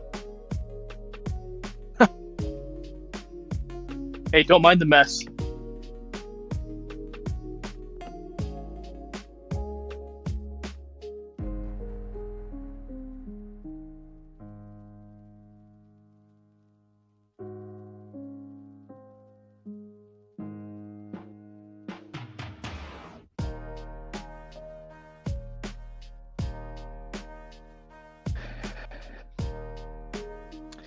Okay, I don't know if you guys can actually hear me. I'm outside, out front. And how I'm getting this audio to work is I'm in Discord and I'm talking through the Meta glasses, like with the mic, and then I'm capturing the audio with the other account in Discord. But I can't read any chat right now because I'm literally just testing this. I feel like there's a way I probably could read chat. But literally we're doing some groundbreaking shit. Okay. Hold on.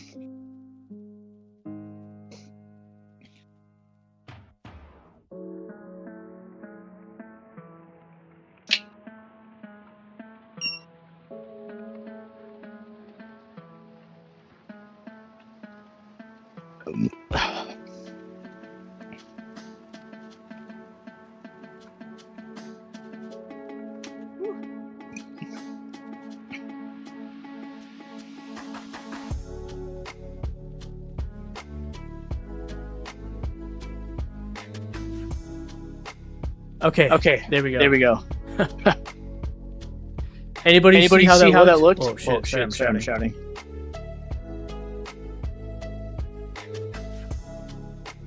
You burped. You burped. Could anybody hear me or see anything while I was outside? It looked great. Oh, good.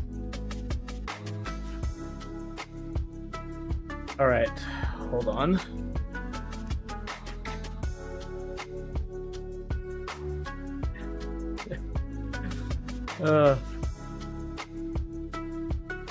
Anyways, so I guess that is the I guess that's the workaround.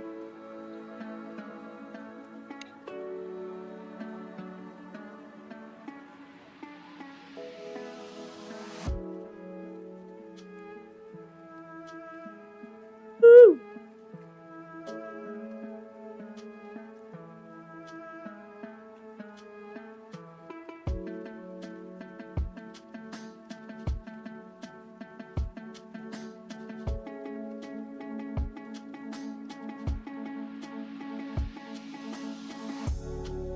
Echo is gone.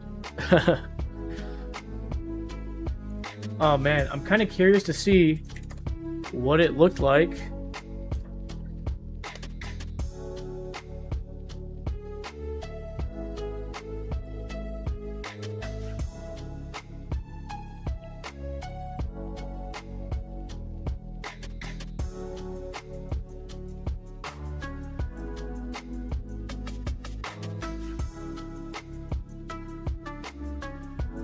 We went on YouTube to see it. Yeah, that's right. Yeah.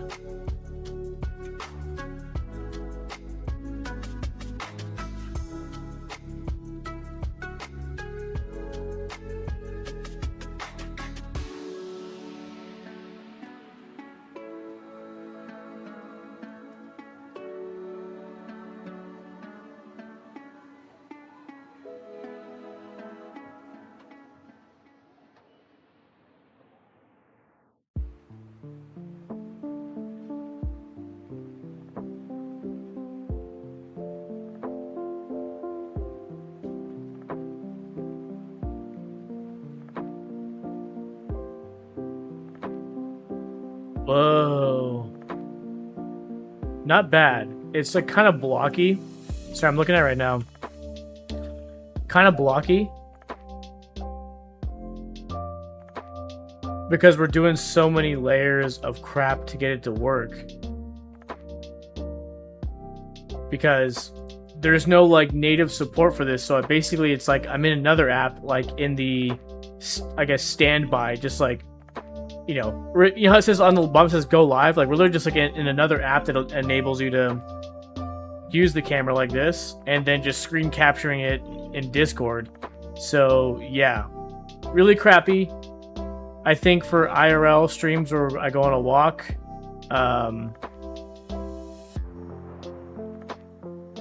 IRL streams on a walk, I think we'll just keep the good old iPhone.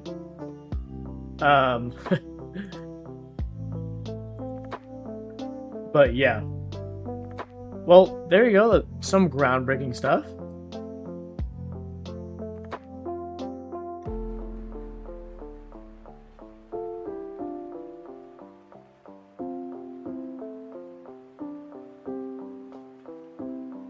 That was cool. But I wish there was native support for the meta glasses again. Yeah, maybe there will be one day. But I've been getting like really nervous wearing meta glasses out in public. Have you guys been seeing like kind of the discussion lately, the conversation on the topic of like meta glasses recently? It's been getting this like bad rep for like only like creeps and pervs wear them. And so mostly on TikTok, and I'm sure maybe it's reached Instagram and YouTube, because if people are uploading all three platforms, then, or if creators that are like explaining their stories are, then all three are getting it. But I mostly use TikTok for like watching stuff. A lot of girls, what they've been talking about is that they'll be out and about, or even at work, like they're at work, right? Like I think the most recent one I saw was like this girl was like maybe at like a clothing store or something, right? And she's like working the floor, and this guy comes up and like she has no idea that he's like recording. And the reason why is that a lot of these guys that are doing this kind of content, not like me who just wants to like go out and like take video and pictures of like a normal person, not be a creep. Like, we're not doing this, but a lot of people are coming up with workarounds where they can hide if the meta glasses are on.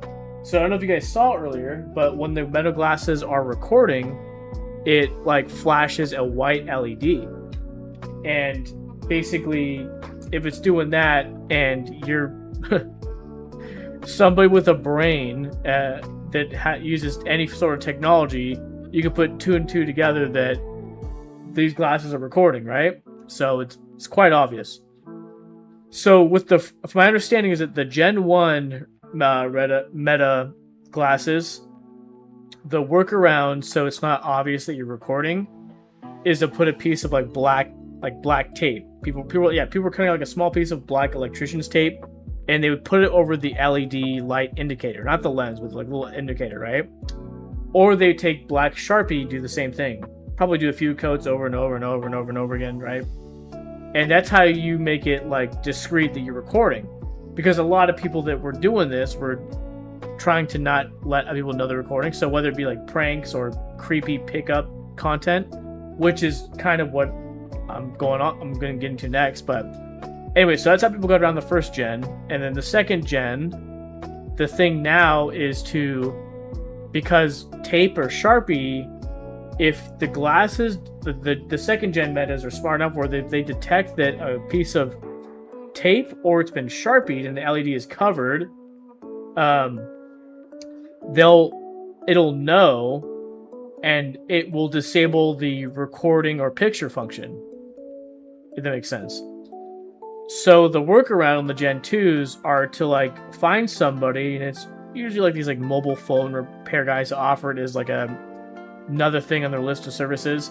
They like take a very small like drill bit and they drill out the LED, and it's like surgery precision, and so it like breaks the LED, right? And then they clean it up, and then you can't tell that it's like anything's broken, and so then these guys go and they record their content and people don't know. Pasta's didn't let my dog in, I'll be on. Sick. Awesome possum. And so like people are going to these lengths to make it like that discreet to like record the metas. But yeah, again, with all that being said, now that the stage is set, you have the context, right? What's been happening is that like girls have been telling their stories of like where they've had these interactions with like guys who are like trying to do these like trying to like pick up on them and ask them all these questions, yada yada yada. But they do it in like a really like, it's kind of like a creepy way, right? Because what you're doing is like they're going after the girls don't know they're being recorded. Because if they're wearing metas and the LED thing is broken because they've drilled it, they can't tell. So they're like they're like coming into the conversation like like genuine, and the guy's like asking all these questions and yada yada. But again, it's like it's like pickup content or whatever, right?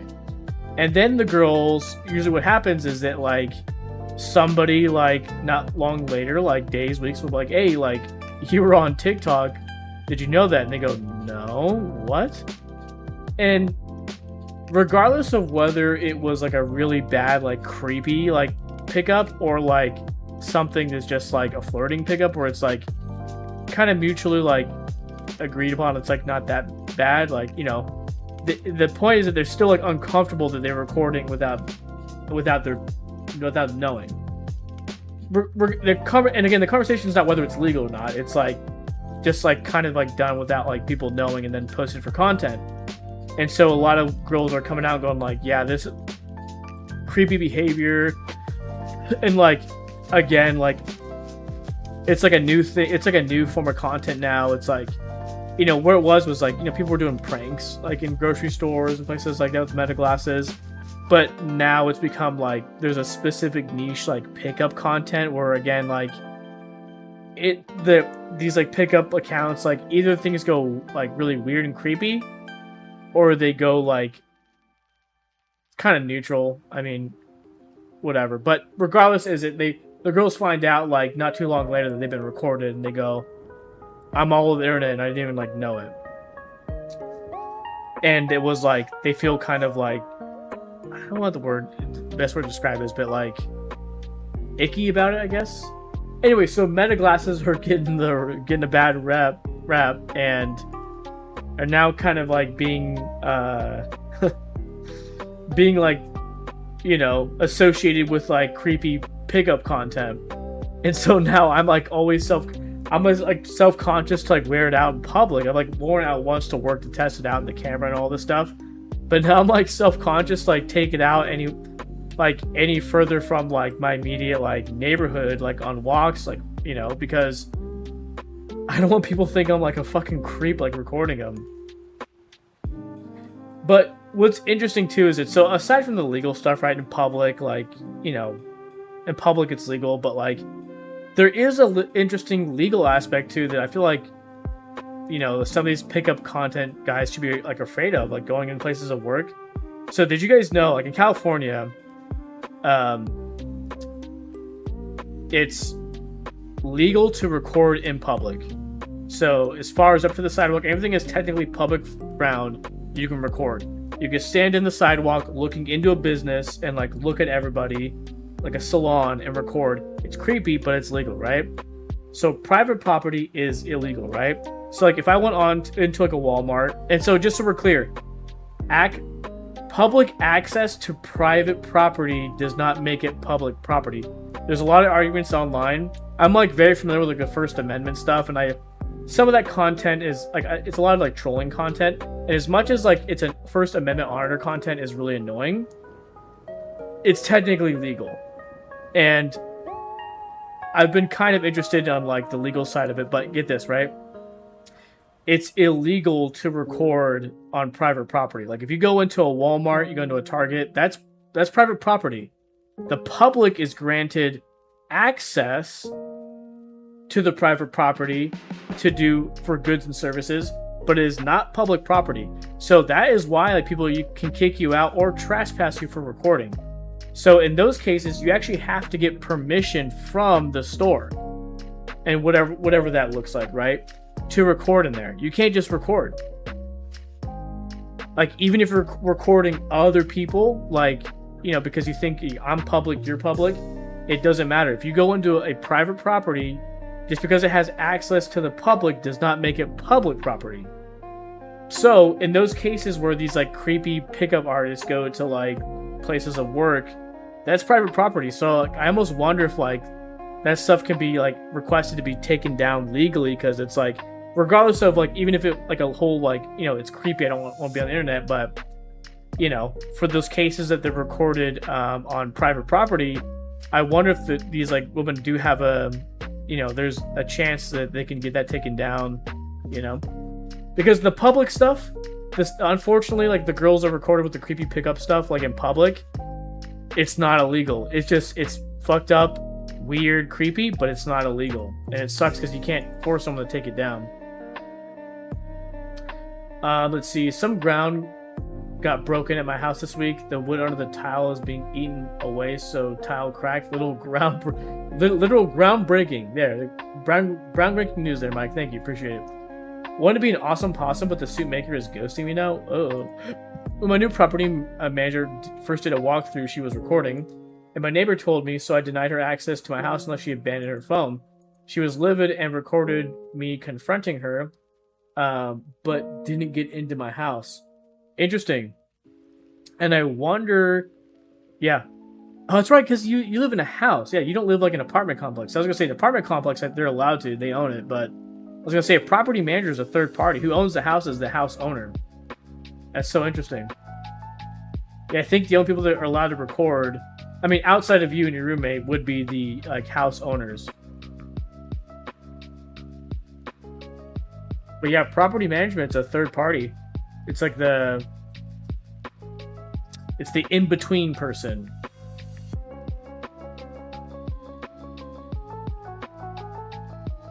No, I live in an apartment, but you can record without you can't record without consent on private property, even if you own it. I think that's mostly for like external security cameras and stuff like that. Yeah, like there's like Airbnbs that like try to put up like cameras like in living rooms. Have you heard about that? Like weird shit. And people like find them. It's illegal. Yeah, you can't do it. Like it's like, you know, Airbnb, like homeowners, right? So even though they own the house, they like it's illegal to leave like cameras up like indoors, like with other people staying there. So yeah, exactly what you're talking about. Yeah, like you can't record without consent, like under that like whole nature of like if somebody's living there, it's like they have all those like privacy rights or whatever it is. And so yeah, exactly. Yeah, you like Airbnb, except, you know, use the apartment context, and yeah. Can't just show up and start recording anytime you want. Yeah. Yeah, okay, yeah, I get what you're saying, Mike. Yeah, absolutely.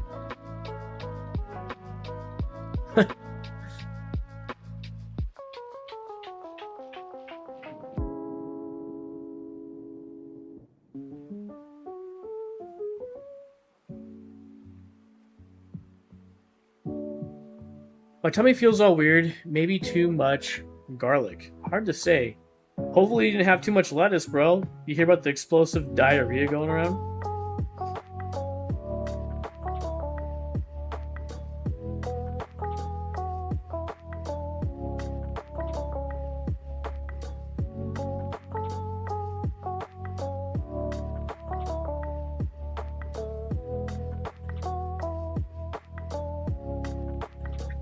For those of you in chat,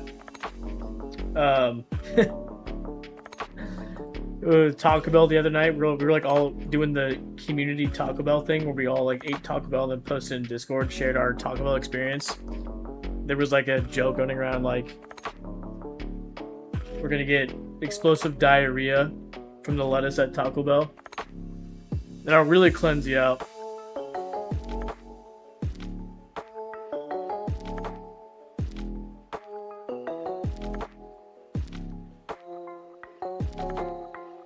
I get no lettuce anyways.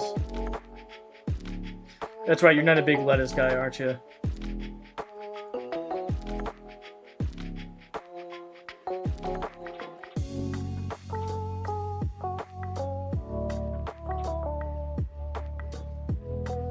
Alright, hold on. Let me take a quick break, you guys, and then when we come back, I think me and Tim might hang out and play some Mario Kart Wii Deluxe.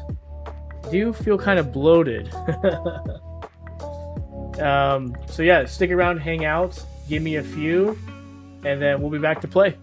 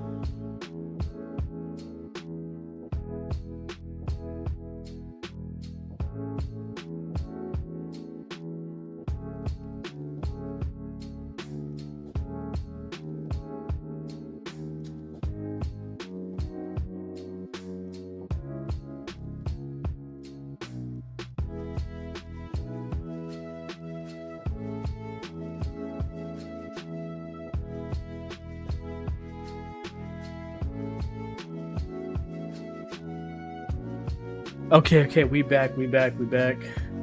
Holy moly. Sorry, I was eating Woo! Chick-fil-A.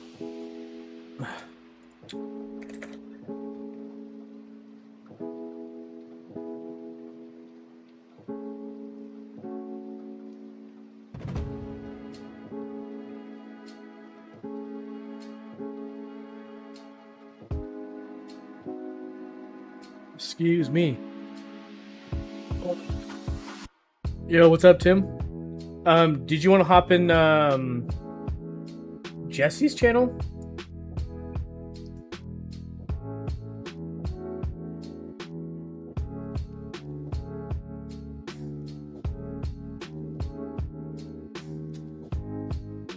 Or your one of your voice chats?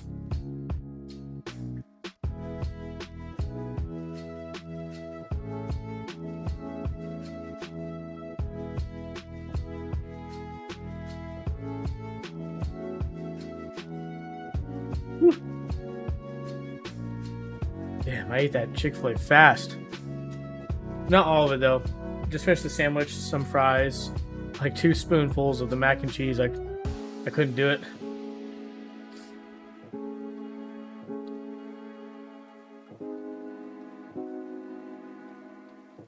But yeah, I would say we can either do one of the voice chat channels in Jesse's place, the Twitch stream, or in one of your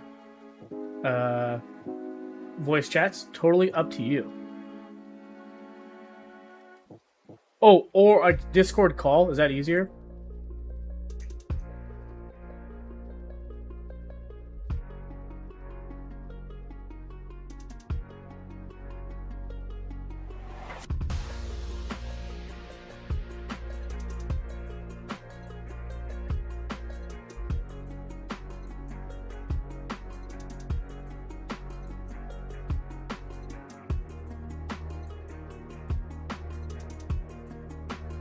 We could do mine in case he wants to join. Probably too late for him, though. Yeah, for sure. We can do yours. Yep. Let's go ahead and hop into yours.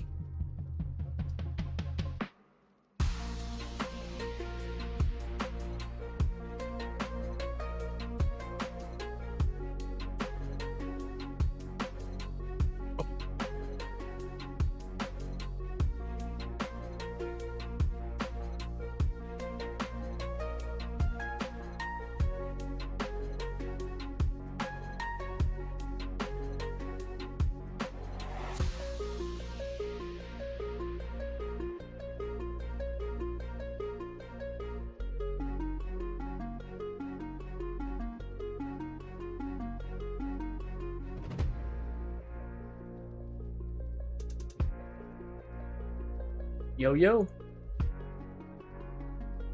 Going all right.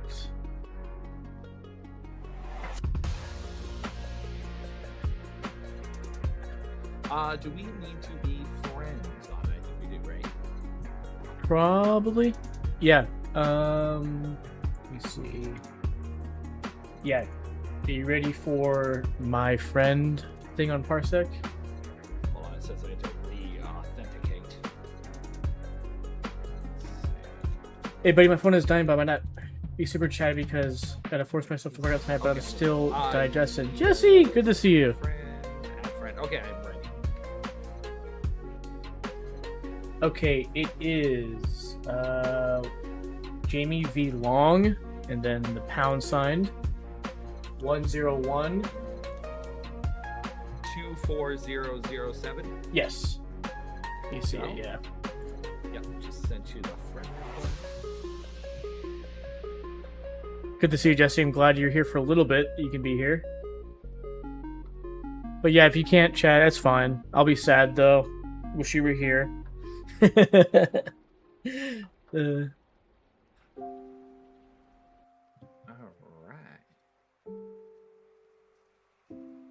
Let's see. Did you see the invite? Yeah. There we go. That should work. Then you should see probably 2 computers pop up. Yep. Okay. Connect to the H9 NZXT. H9. Yes. Controllers connected. Whoops. Right. I'm also going to need keyboard and mouse support, just in case you want to custom. Yeah. Goes to shutdown. And I hear myself, so I had to mute the stream. That's so annoying. That happened with Goomba too. There's like an audio cancellation option, like built in the parsec to cancel out Discord for this exact thing.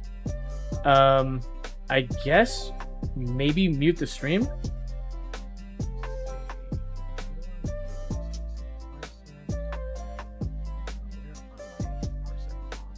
Jimmy, you tried the Arby's cheesesteak yet? Yes, I love it. So good. Click. Now I gotta get my cat's tune before getting dinner. There you go, Nate. Say that one more time. What'd you say? Oh, I said I think I'm controlling your. Oh yeah, yeah. I don't want to click anywhere I'm not supposed to. Let me see this. Actually, get rid of my control for a minute. Okay, hold on. Let me try that. Dude Yeah, wouldn't let me sub during commercials, which is stupid lol. All right, there you go. There we go. Now I can click without causing damage.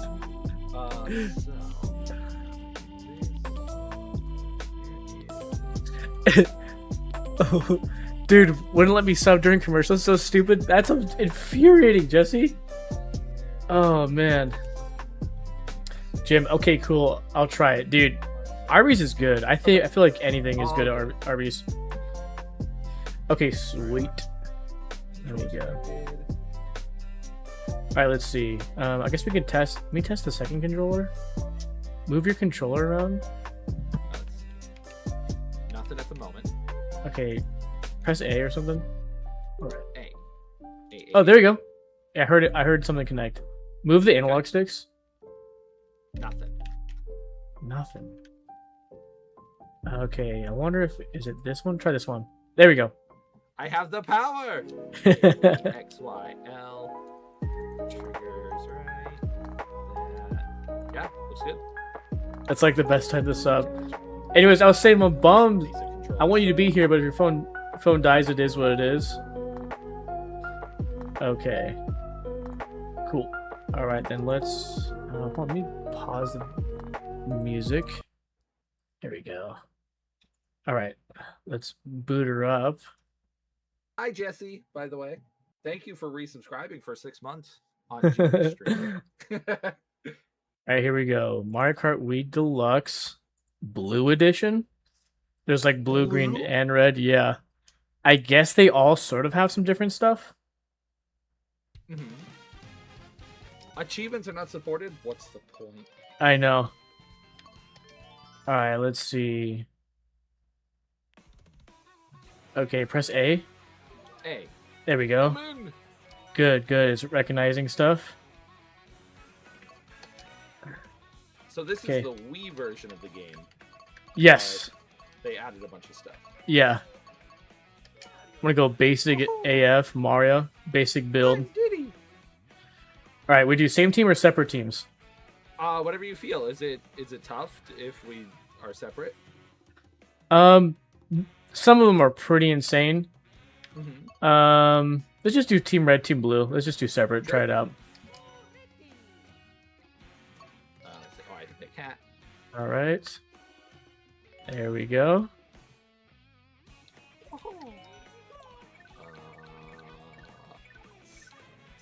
I tried a big bong run for peak, and we made it to the top of the mesa and died. Gotta try again this time.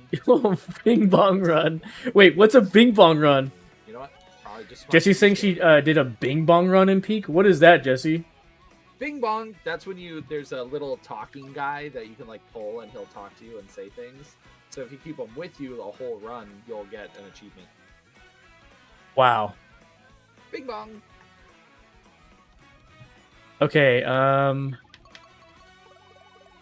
let's see. I think this is the beginning. Okay, it was just over here because the last time with Goomba, he was like looking at all those. So we could start with. Do you want to start with the SNES Mushroom Cup? Oh boy. Yeah, let's start with that, and then I want to do N64 if that's part of this. Oh yes. We could do anything we want. There's so many options. So many. Can you guys hear Tim okay? Is the mix okay in chat? Yes. Am I loud enough?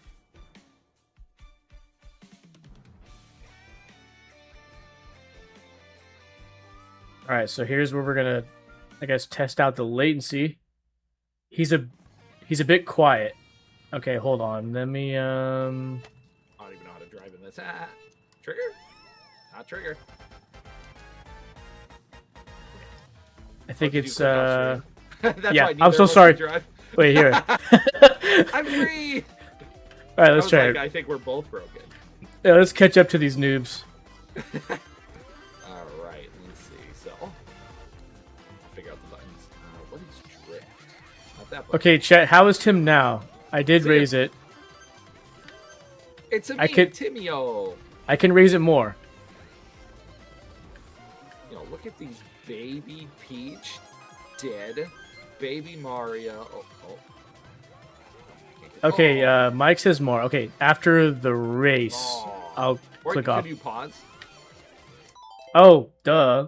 Let's use technology, SpongeBob. Just use it. Okay. All right, Tim, say something.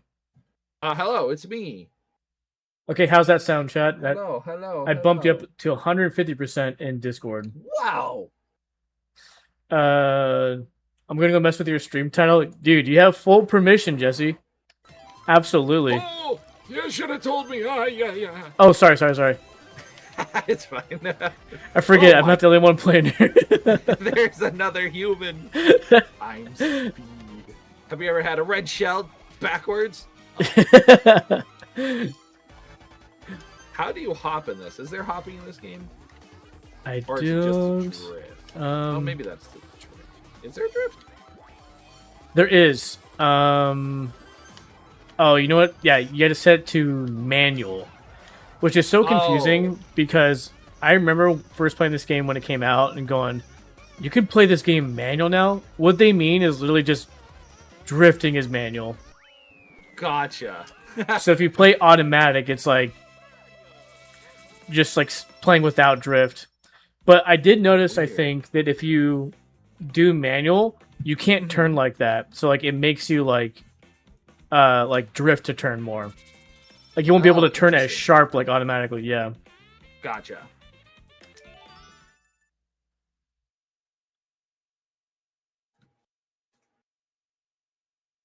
Good. It seems it better. It better seem good. All right. Are you able to pick? Do you have control at all, or is it just me? Let's see. No power here. Okay. Let's see. All right. Where are we? Yeah, N64. Where are you? Oh. Okay. Here is the. Whoa! I went way over. Okay, yeah, N64. Power. Okay, so we got the Mushroom Cup. anything from here look delightful, delectable? What's delicious? The train level? I forgot the name of that one. Snowland, Mario Raceway. I know what you're talking about. I don't know if it's in it, but I was just thinking. Jesse says, okay, I ruined everything. I don't know what to make the game. I guess just Mario Kart Wii, because I don't think they're going to have an option for a mod. Let's see. Stadium. Okay. Oh, sorry, I went over again. Jungle. Jungle Parkway. Boardwalk, no, none of those sound like it. Bro, is that it? Do they not have every single N64 cup?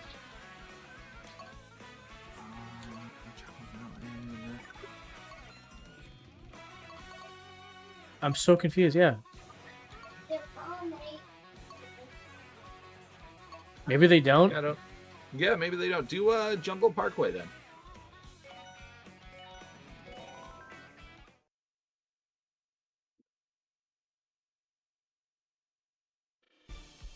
Okay, we'll accept my praise. How's the latency? It feels good for me. I Okay. didn't have any problem. Okay, good. I have it set to lowest latency. I think maybe 50 megabits per second shared between the two. Yeah, from what I could tell, it looks good. And driving, I didn't notice any, like, no lag. If there is, it's very minuscule. But Good. enough where if I lose, I won't blame Parsec. I just got knocked into the... You can blame Parsec. I just got banished into the river. That's Mario Kart for you. Yeah. Did you walk today, Jamie? No, I didn't. I'm being a bad fat boy right now. No. But I do want to go on a walk later tonight. Tonight? I was going to see if you wanted to go, and I was like, oh shit, he's streaming. Yeah. You can't go outside at night. It's where the demons are at. They're hungry. Especially if you're going to have a delicious dinner before. Yeah. I'll probably end stream around either like 9 or 10 here. So, Jesse, if you want to go on a midnight walk, the sketchiest time window ever. Oh my god. Funky Kong, get out of here. Everybody watch the shortcut. Oh my god, that freaked my Sick. shortcut up. Great shortcut. 10 out of 10. Jesse says, "What's for dinner?" I had Chick-fil-A. I was trying to eat some during the break. And then I brought the fries into the office, so I'm gonna snack on those here and there. But I got Chick-fil-A. the chicken clubs. I was feeling that tonight. The chicken club, it's got grilled chicken, bacon, lettuce, tomato. I think Munster cheese, no sauce, Ooh. which I wish there was. And I don't know. I just decided to keep eating it without adding a sauce, but. I was dipping the fries in some ranch and Chick-fil-A sauce. And then, I had a side of mac and cheese, which I only took 2 bites of. I'll probably eat it later. Funny, we were just talking about that. Yeah.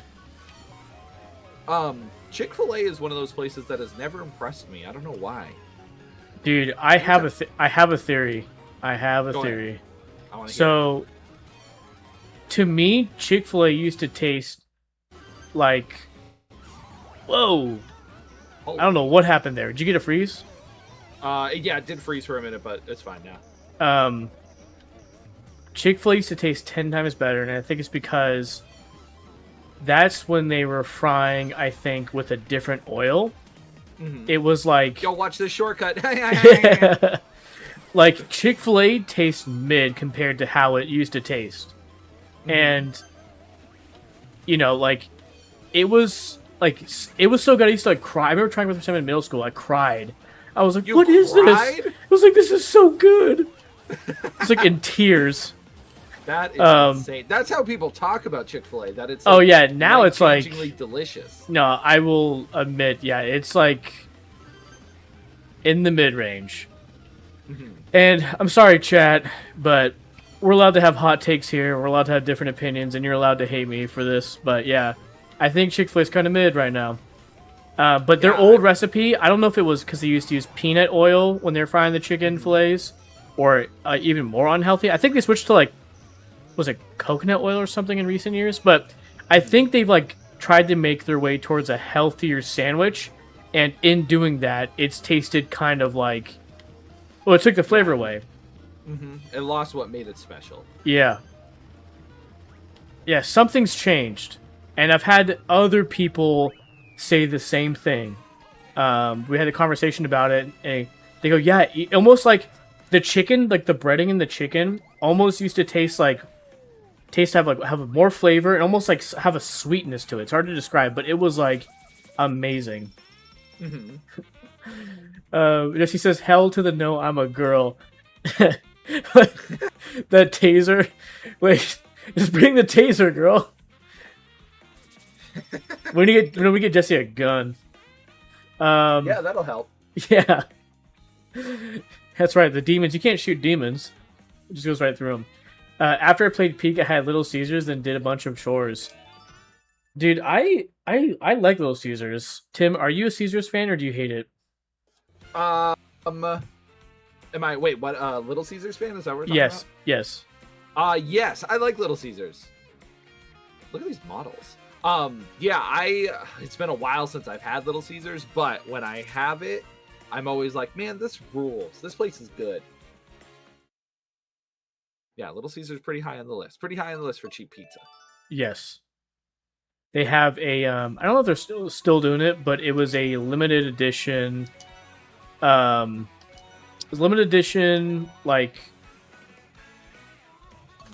I don't know, like a mango Mountain Dew Sweet Heat or something. Mm-hmm. And it's exclusive to Little Caesars. The same way that Baja Blast was exclusive to Taco Bell. Yeah. They have this mango Sweet Heat at Little Caesars. And it's probably my second favorite Mountain Dew ever now. Like, Baja Blast is my favorite. This mango one is that good where it's my second favorite. Wow. Okay, what do you want to try next? Do you want to move on to a GBA track or something? Oh, a they got GameCube? GameCube? Oh, dude, they have GameCube, DS. DS, wow. Of course, you got to have Wii, right? Right, of course. 3DS, Wii U. Then they got some other crazy stuff. Now watch this. Hold on. Tour levels, like Mario Kart Tour. Yeah. Oh. Let's see, some remix ones. Grand Prix levels for Mario Kart Grand Prix, and Grand Prix 2. And then they have DKR's Diddy Kong Racing. And then they have... we gotta play some of those. And then they have Crash Team Racing. Yes, so, alright. That's crazy. Yeah, alright, so which one do you want to try next? Let's do Diddy Kong Racing. Alright. And we have these options. Mm-hmm. And... here we go. So weird how it moves. Okay, yeah, I know, right? Alright, that... Spaceport Alpha. Okay, yeah. I guess the Banjo and the Diddy one are the two options for the cups. So I got that. Let's check out... Oh, Frosty Village is a classic. Alright, you want to do that? Yeah, let's do that. Jesse says, that's why I paired it well with the Polynesian sauce. Yes, Polynesian sauce is a lifesaver. Oh, I always have my weapon on me. We had this special Spider-Man pizza. Wait, there's a Spider-Man pizza at Little Caesars? Yeah. Yeah, how was that? I'm pretty sure it has like a cheesy web or something. Whoa. I made sure Mango tried it even. Nice. Oh, wrong button again. One day I'll learn. Oh, wait. I'm on drift now. It has like shredded pepperoni and a little spicy. Whoa, alright. That sounds good. Dude, I don't think... For me, pizza is one of those things where... I don't think I've ever, like, had a bad pizza. Even if it's been, like, 7-Eleven or, like, cheap pizza from, like, a hot case in some random gas station. Mm-hmm. Pizza, to me, is, like, my friend always gives this analogy. While it's a little appropriate, it does make sense. He says pizza is like sex. When it's good, it's good. When the sex is not good, it's still good. So meaning like even like crappy pizzas like are still kind of good. Yeah, pizza's one of those things that like I mean the ingredients all combined, it's very difficult to mess up because it's cheese, it's sauce, it's bread, it all just comes together so well. That being said, I have had a few bad pizzas in my life. Okay, what were those pizzas? If you remember. It's funny, it's never from chains. It's like local mom and pop places. And my problem is when it's too greasy. And oh man, you gotta pat it with the napkin kind of thing? Yeah, dude, and it just ruins it for me for some reason. But I'll take extra cheese. I'll even take like Chuck E. Cheese pizza. That can be good. Yes. But yeah, the few bad pizzas I've had have just been like random local places that just like I don't know if they just had like a new kid working or I don't know because sometimes come on down to Tony's Pizza. We'll fix it right up. It's like, man, Tony, that was terrible. What do you mean? That was Tony. What happened? But yes, I agree for the most part that pizza is generally one of the safest foods that just like rarely fails. Rarely. Yeah. I think there's two things I can have on either end of the spectrum. It's coffee and it's pizza. I can go from the most bougiest style, like Roman authentic Italian pie, to literally just like frozen Tony's pizza. Mm-hmm. I love it all. You love it all. Ain't nothing wrong with that. Jesse says, I want to play Snowboard Kids. You need to set me up so I can play next time. Absolutely, I'll help you. Remember having a sourdough pizza and that was nasty? Chuck E. Cheese pizza is top tier. F you. Oh god, that's hilarious. Oh man.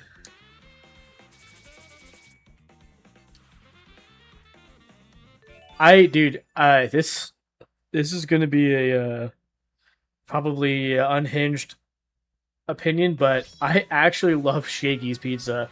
That actually might be my favorite pizza out of like all like the chains. Is Shakey's. Shakey's. Oh, have you had Shakey's or no? Okay, maybe it's regional, like in West Coast or something. We'll have to look that up later so I could show you, but that's probably my favorite.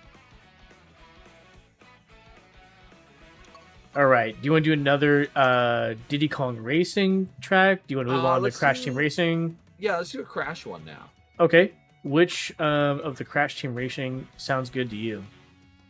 Do they have? Go down. Let me just see the names.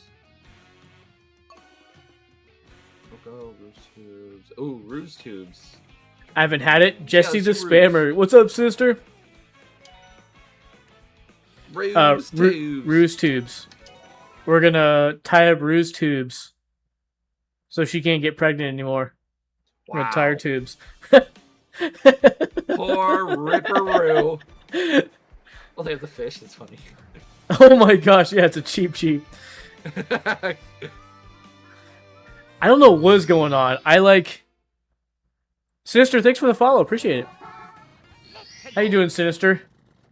Yeah, the models are weird. It's because I have the resolution cranked up to like ×8, and then the anisotropic filtering to like ×16. Because I got a new graphics card, I'm like, frick it, I'm putting it to the max. But I think what happens is, I just think the emulation just brings out things that are not meant to be seen, and maybe that's why they're so obvious. Right, the models were not made to like look at this quality. Right, yeah. So it's funny, because they almost look like DS models when you do it this way. Yeah. But those look pretty rough, too. The DS models, those are rough. Yeah. Nowadays. They're charming, though. Yes. DS emulation used to be really bad. I think it's also getting better. Like, to the point was, like, if a DS emulator or something like that had an option to do, like, ×4, ×5, like, resolution scale, it, like, makes it unplayable no matter how powerful the GPU or CPU you have. And so you can only do, like, a max of, like, ×1 or ×2. And there's just something about it. But the newer emulator that started getting big since, like, 2017, 2018 called Melon DS, which is a core within RetroArch. But before that, I forget the other one, but Melon, because a lot of those other forks, they're abandoned. Like, nobody's like updating those other DS emulators, so that's why Melon came to be. And I remember the guy, because I used to hang out in the like emulation PC like Reddit or whatever, and the guy started as like, "Hey, I'm working on a DS emulator. What do you guys think?" And he would periodically release like stable build updates of like, "Hey, you can now like use the microphone," or "Hey, you can now like play this game," and stuff like that. But it's at a point now where it's so much better than it used to be. It used to be like almost like unplayable, and you had to play it like on the lowest resolution, which looks really bad if you're playing it on like a big monitor or a TV, because it just like looks so pixelated. Yeah. Oh.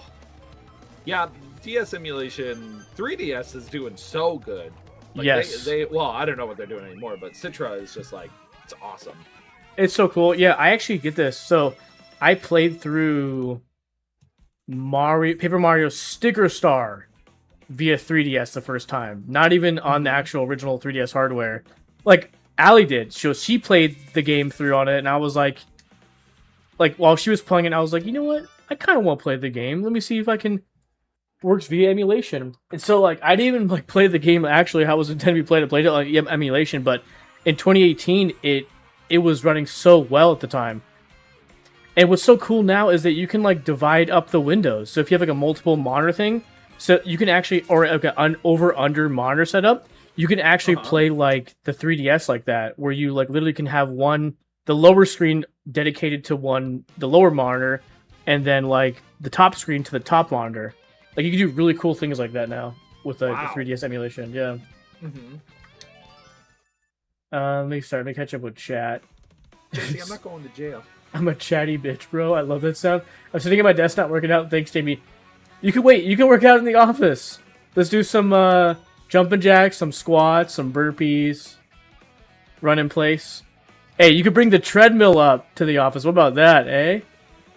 Throw them in jail. I have to be selective about it so people don't do it for fun. If anyone deserves jail, it's Tim. He is the most compliant.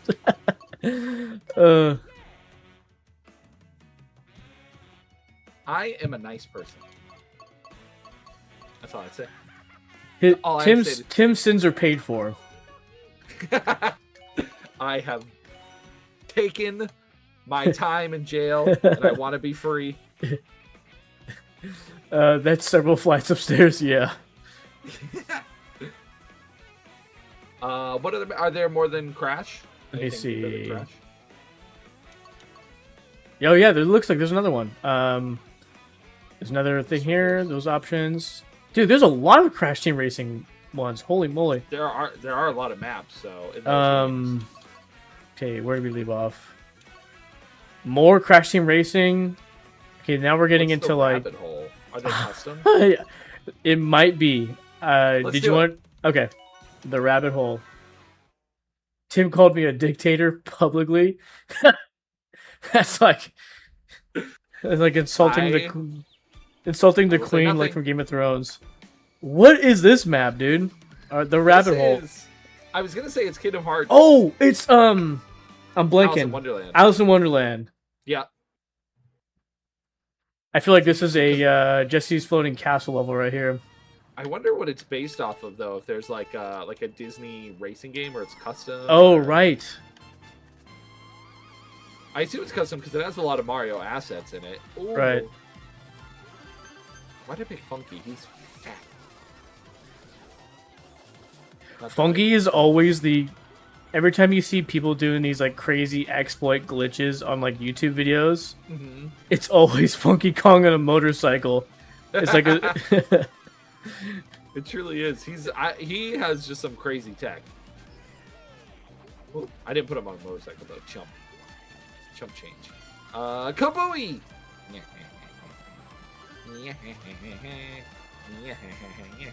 Wow, that bullet bill lasts for a long time. Did you get the Virtual Boy headset for the Switch? I did not. I wanted to, but I just didn't feel like spending the money. Yeah. There's like the cheap one either. If I'm gonna right. I'm gonna get yeah. The actual headset. The Nintendo Labo version of it. Yeah. Yep. Why? Whoa. Oh my. Okay, at least we're allowed to be down here. Yep. Oh. Whoa. Okay. The cat. What's the cat's name? I forget his name. He's like right in my face. The Cheshire cat. Cheshire, yes. Weird. He's tripping out. Oh, Waluigi, get out of here. Jesse says the sound of Tim suffering. What? Okay, dude. Can this cat get out of my face? What is going on, bro? Leave me alone.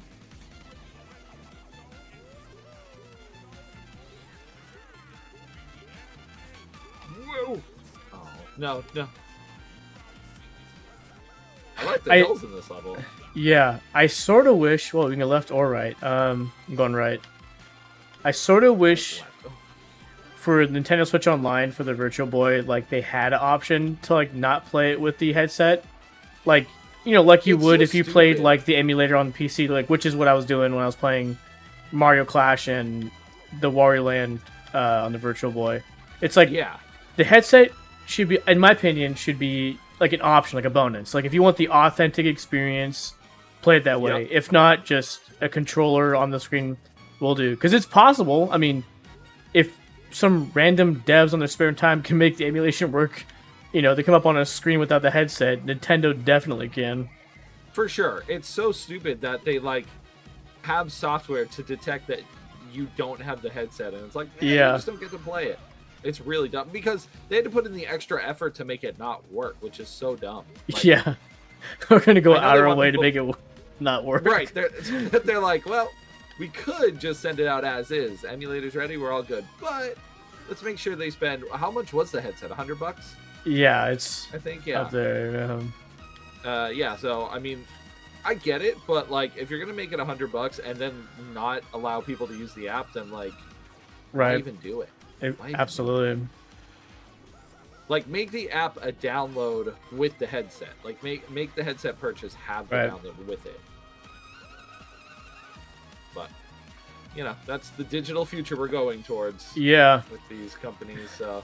Did you see, speaking of digital, did you see how Xbox recently came out saying that now you can take physical games and get a digital license now? I saw people talking about it. I didn't really understand what it was. Like, you just get to keep the game digitally, so you don't have to put the disc in anymore. Yes, it's similar to like how, and I get it's free. Like you don't have to pay anything. So like, I remember I was watching an Angry Video Game Nerd episode about his like video collection and kind of talking about his VHS, his DVD, and he was talking about this point where like, I don't know if the website still exists, but he was like, at some point I started taking all of my digital, all my DVDs, and I go to this website and you can get like a digital version of the movie for free. Mm-hmm. You just have to put in the serial number or something like it's on the case or whatever, and then you pay like $5, right? Mm-hmm.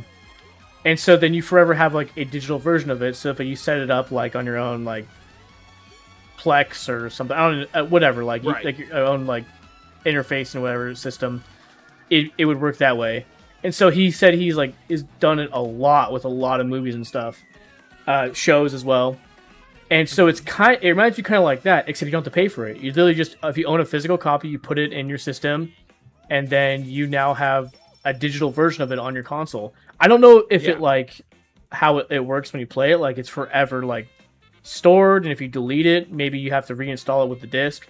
But they were saying that it's sophisticated enough that if you were to go and sell it, somehow the license is tied to the disc. So once it goes into someone else's console, the license switches to that person and you no longer get it. Oh, okay. I mean, that makes sense. That it's just stuck to the profile, essentially. Right. Which is kind of cool. Because then you could get you can get like used games. Like pay half the price, you know, and go to GameStop. Instead of getting a game for like $70, you get one for like $30 and then install it like that. Install it and then sell it. That would kill physical so fast.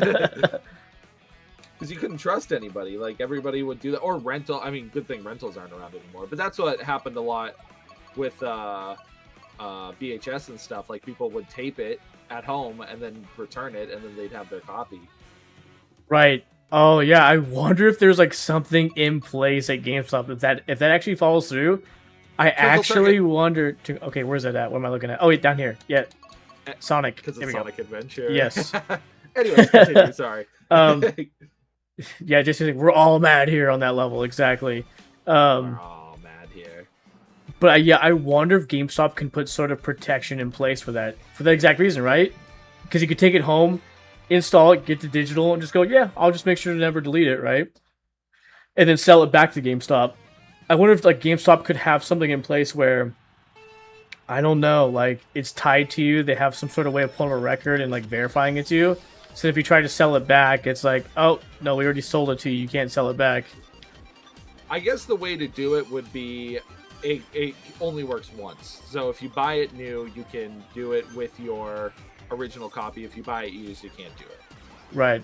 Oh, but then also there's the thing, sorry to interrupt you, but if they sell it to GameStop and someone else buys it, it will kick, you will lose it.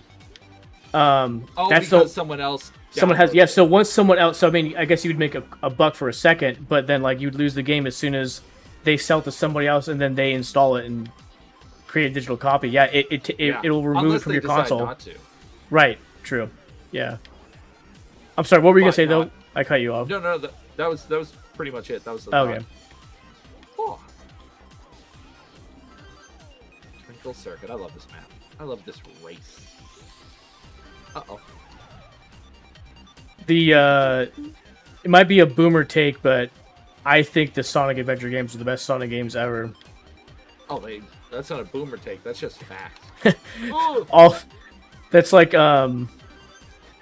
it's like I make Gen X mad and make Gen Z mad when I make that statement.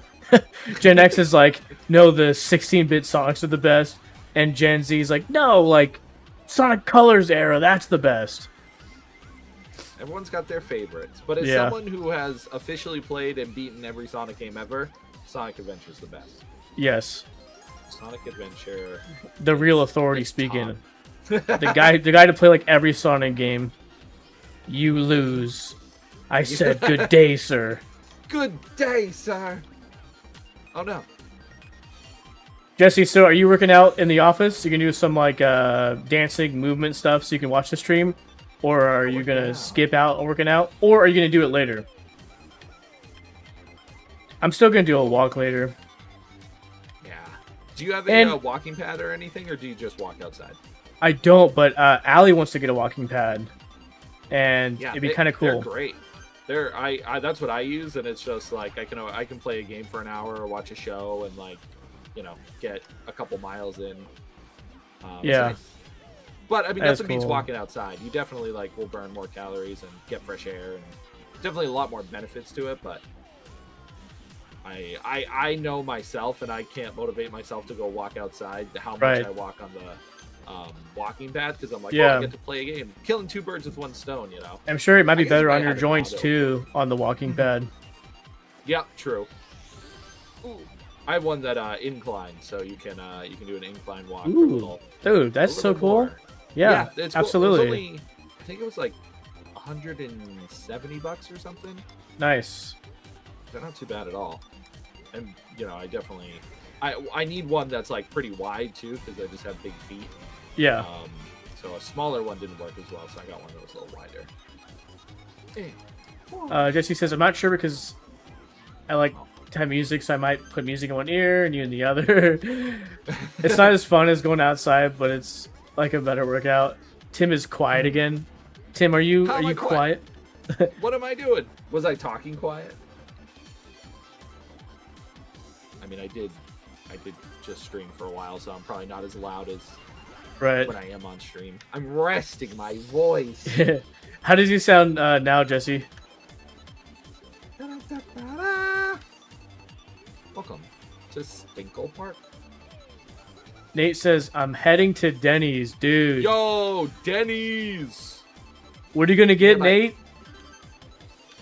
Dude, my favorite thing at Denny's, I think, is the Grand Slamwich. Oh, what's that? Is that just all the breakfast on a sandwich? Yes, it's the Grand Slam, but like in sandwich form. Oh. And the bread is made like French toast. So it's like this like sweet, savory amazingness, maybe a nightmare for autistic people because of just too much going on, but I mean, I might be autistic, I don't know, but certain people that are that don't like the combination of sweet and savory together, it's a nightmare for them. Oh, that sounds but I love sweet and savory combined. Yeah, it's so good. It's so good. Oh my gosh, I'm so sorry. Oh, please, sorry. Please, I'm back in. The mouse is right here. What's it doing? Oh Jesus! There's so much blood.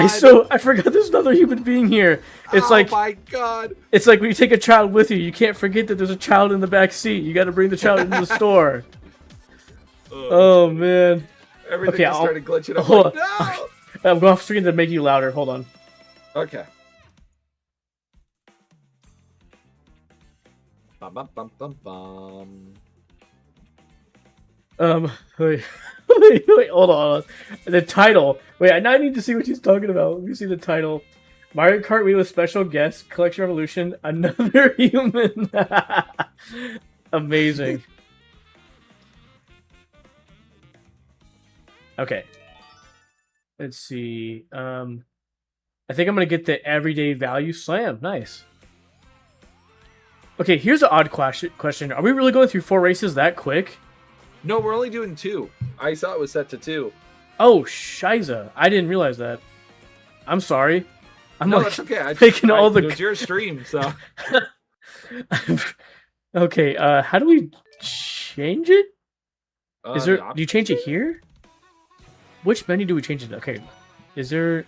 Once we get into here, is there a... Oh, rules. Oh, did you want to keep it 100 or do you want to go quicker? Up to you. I can go a little faster if you want to do. You want to do 150? Okay, and then CPU, you want to keep them at hard? Or you want to make them harder? Yeah, let's leave them on hard. Okay. Since we're going faster, we'll see. Right. All right. I'll do 4. Oh, I know what happened. Last time I was talking with Goomba, and he was like, "I have time for 2 more races." So you just yep, that makes sense. Let's see, Rosalie. Got my Chick-fil-A fries here. My Chick-fil-A sauce.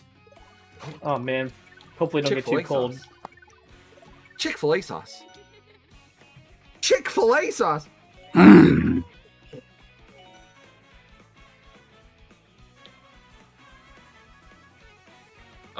Let's do man.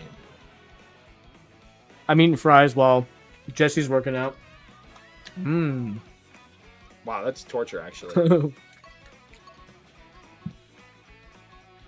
Oh, F-Zero Big Blue? Yeah, you want to do that one? Yeah. It's the Lucky Cat Cup.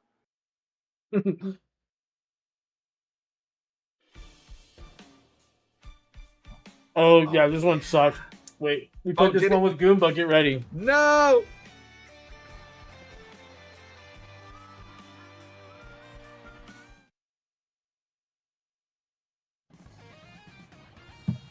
Bump, bump, bump, bump. Okay, what makes it sucky is that the angle of where you are in the track, it's almost impossible to see in front of you.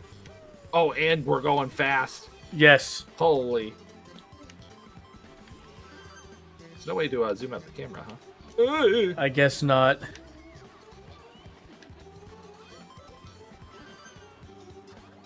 That's okay. I like speed. I used one of the golden mushroom. I did not want to press it again because I'm already struggling. I won't go too fast. Oh my gosh. It's actually crazy. We're going so fast that the shells... Oh no. I threw some shells and I thought they went behind me. I was going so fast. But we good. We good. Fries with the buffalo sauce is always a win. Sucky. So lucky. Uh-oh. Oh, no! I think in the Insane Kart Wii version that has this track, I think they actually have the F-Zero soundtrack. Oh, I can't hear it right now anyways, but I can imagine it. Oh. Yeah, it sounds like the Bomb Bomb Battlefield from N64, I think.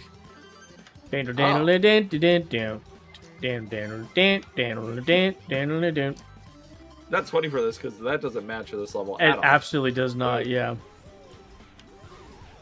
Oh, every time I get an item, I lose it. Oh no! Oh my god, I can't believe that. Get over here, Mario. Even though we're on the same team, get over here. Get over here. Are we on the teams? I don't even know if we're on teams anymore. It is set to solo. Okay, that's fine with me then. We can, but we can do teams again if you want. I'm okay with any setting that you desire. Nah. Any CC, any cup, any setting. Mario is about murder and betrayal, so. Especially when I hit you with this red shell. Oh. Do you have a Switch 2? This might be a stupid question. Do you have a Switch 2? I do. Okay. Oh no. Do you Oh no, duh! You're playing Donkey Kong Bonanza. Duh. Okay. I don't expect everyone to know what consoles I have. I don't know what everybody has. Did you also get Mario Kart World? Yes. Yep. And Right, were you like better 8 or Mario Kart World? 8. 8. Yeah, World is like a fun concept. Yeah. I just think they dropped the ball on too many things. One of my biggest things, I was so happy about the open world part. I thought that was really fun, kind of like an adventure Diddy Kong racing type mode. Right. But when you go off road, you slow down, and so it just felt like you're supposed to be on the roads the whole time, and it just didn't feel fun to explore. Yeah. So no, I agree with that. Some of the courses are really cool. Like I like the things, but I like how 8 felt like as one of the best Mario Kart, so they should have kept that style, but right, you know. So I played it. I did pretty much everything you can do. Oh, Marble Towers, just because it sounds cool. And yeah, but I mean, it was fun, but I'd prefer to go back and play like this one or 8 or like, you know, yeah, more of a novelty. Whoa, that is looking terrible there. So blurry, holy crap! It's probably got to be the emulation. Dang it, that's weird. We'll see when we're actually in it if it's that bad.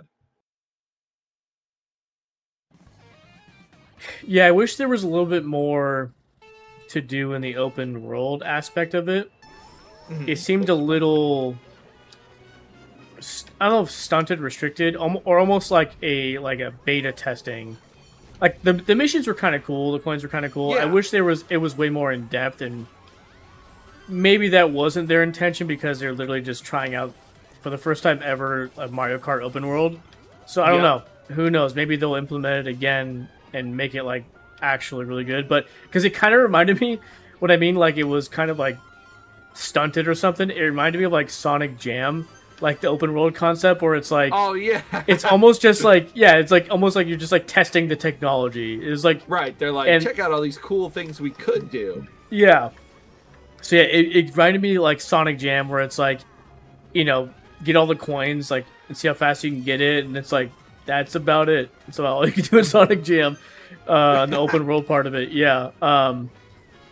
And so it kind of, again, in a way, just felt like that with Sonic World. But who knows? Again, maybe like just like the Wii U, it was the testing console for the Switch, is how I like to look at it, right? Testing technology for the Switch. Yep. Maybe the open world within a cart will be used fully for something. And if I proposed a wild idea to Goomba, I was like, imagine the next Mario game combines like the open Mario Kart driving with the Mario game, and like I don't mean like it, like literally just like two distinct games like that. I mean like what if there's like an open world concept and it's like after you leave like the level you're playing, like the world getting all the stars, you have to get in in your cart and then like drive to like some other place in the world or fly some other place in the world. And so like an open world like sandbox aspect, but like getting to each place is like driving a vehicle. Yeah, like kind of like the Mario movie, how they like in the beginning exactly. Mario Galaxy movie too. It was like they just used it to travel to all the other worlds and stuff. Would be really cool. I mean, they have the system, so they could easily implement like the cart system into a game, into like an open world game. So it would be cool. It'd be pretty cool. My cousin was telling me that Mario Kart World was originally planned for the Switch 1. Did you hear about that? I guess that, and same with Donkey Kong Bonanza, but they were like, the technology at the time was too restrictive, so it would have like made the game like not as good. Like it would have been they would have had to water it down and take away things to the point where like it's no longer like the same game. Like it would have been like sucky, I guess. Right. Even suckier than what it is now. Yeah. Bonanza, I definitely could have seen being like an end of console game. I mean, the things it does, I imagine the original Switch would have burst into flames in someone's hands because of how many like particles and items and things there are that gets destroyed. So it makes sense it was for a Switch too. But as far as Mario Kart World, I don't know. It would have been interesting. That's for sure. They would have had to put like fog in the place so you couldn't see as far because oh my god, it wouldn't be able to render all that at those far distances. Whoopsies. Yeah, it's you know what's crazy too is they keep updating Mario Kart World, and all I wanted them to do was update the open world. Just make your kart speed normal. Like, that's it. Yeah. You know, we're past the year mark, and there's nothing else added to the game, right? There's no DLC. There's nothing really. They just recently added a handful of new courses for the what do you call it? The long racing mode, whatever the heck that's called. Oh, tour.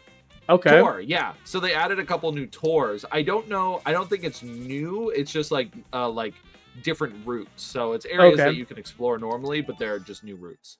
Interesting. Okay. So I know they added that, but yeah, I mean, I don't know what updates it could do really. I guess if they wanted to add new characters and stuff like that, they definitely could. But right. Are there more levels? Oh, dude, there's so many. How far does it go? Watch this. Oh my god. Yeah. Oh my god. Holy crap. Stop. Please. All right, there we go. Yeah, so you know it goes back to the beginning when you're at the SNES card. Wait, I saw N64. Hold on. I did too. There was like one. Oh, how are you going to find it? Dude. Oh my, hold on. It was at the beginning of the spam. Oh, they have Kirby levels? Super Mario 64. Jesse says Tim's volume is good now, by the way. I didn't say it. Oh, thank you. Thank you for the input. Yeah. I always welcome chat to let me know if something is up. Last thing I need is like, your mic's muted. And then it's like 2 hours into the stream. It's like, tell me. I will not get offended. I'd rather people tell me, you know, hey, things are too loud, things are too quiet. You know, I will not get offended. But thank you, Jesse, for letting me know. I appreciate it. Wait, hold on. Let me go back. Yeah. Wait. I saw numbers. Did I see numbers? No, I didn't. Wow, there's so many. CTR. Wait, okay, we've already been this... Okay, we've been this far. Okay.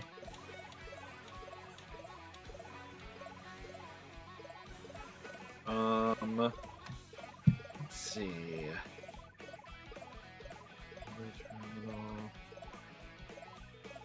I guess the way you would have seen it probably would have been whatever. Wait. Oh, there it is. So we got Lethal Lava Land, and here's the wild thing: I've only pressed over with the bottom part. Wow. We got shifting sand. So we got Lethal Lava Land, shifting sand land. Let's just pick a random one. Full Moon Facility. Oh. Full Moon Facility. Wait, where was that? Which one was it? To the left. Left, right there. Oh. I don't know what this is from. Maybe. We'll find out. Yeah, James Bond would be my guess. Or Perfect Dark.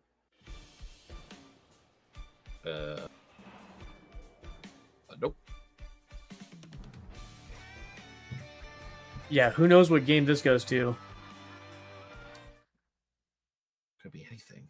Yeah, it could be either a game we don't know anything about, or it could just literally be a straight up custom level with no rhyme or reason behind it. Mm-hmm. I think on Insane Kart Wii, there actually is a single player mission mode of like go up this hill, go through the rings, get the coins, and then finish before this time kind of stuff. I was like I like played one, yeah, and it was really cool. I mean, to be able to pull off something like that with this game. So, right. Yeah, Insane Kart Wii is like this times like 5 in terms of tracks and then just capabilities. You can play online with Insane Kart Wii. I actually got into a game or two like last year when I was playing it, and it's like all these tracks, you know, like you can play online with people. Yeah, just pick through. Oh my god. Why is it so difficult to get the other one working? Is it just like that one has more steps, and I forgot to do it. I actually had to like watch like a YouTube tutorial last year, and like took a long time to figure it out. This one, Deluxe. Ooh, I'm out of balance. Deluxe is literally just you get like a patcher, and then make sure you have the original ROM, and then it just plug and play. That's what I would assume the other one would be like. It's just they have the full file, so you just Yeah, watch it. I'll have to look into it. I'm in both their Discords. That's like how you get it. You just like join their Discord. So I'll have to verify. Oh, speaking of Discords, okay, so the Sonic 06, the remake that guy was doing. Did you play that? Project 06? Yes. Yes. And he would like release levels at a time. Okay, last time I touched that was 2021. Do you have any idea where they're at with it now? They're really far with it. I remember he like essentially finished, but he had more stuff he wanted to do, but he didn't want to work on it anymore. So he gave it to other people to work on. That was the last I heard, at least. But I'm pretty sure they're done, right? Or close to it. Okay.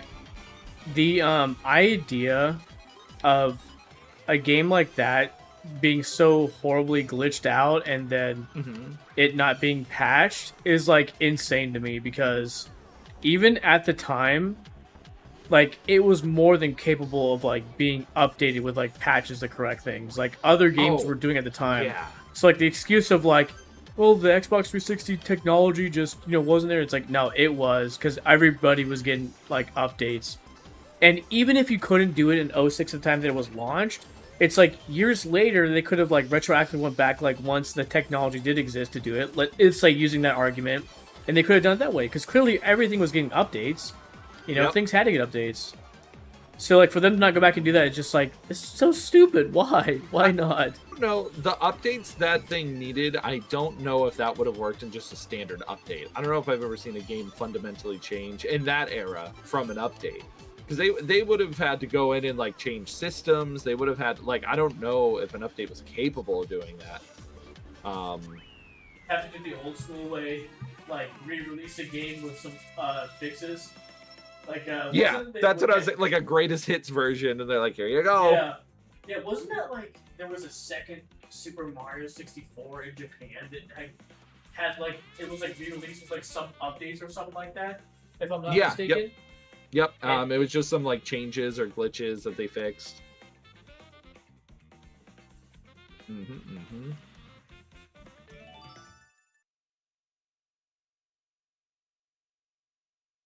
Jesse, are you still hanging out in the office, or you on to working out now?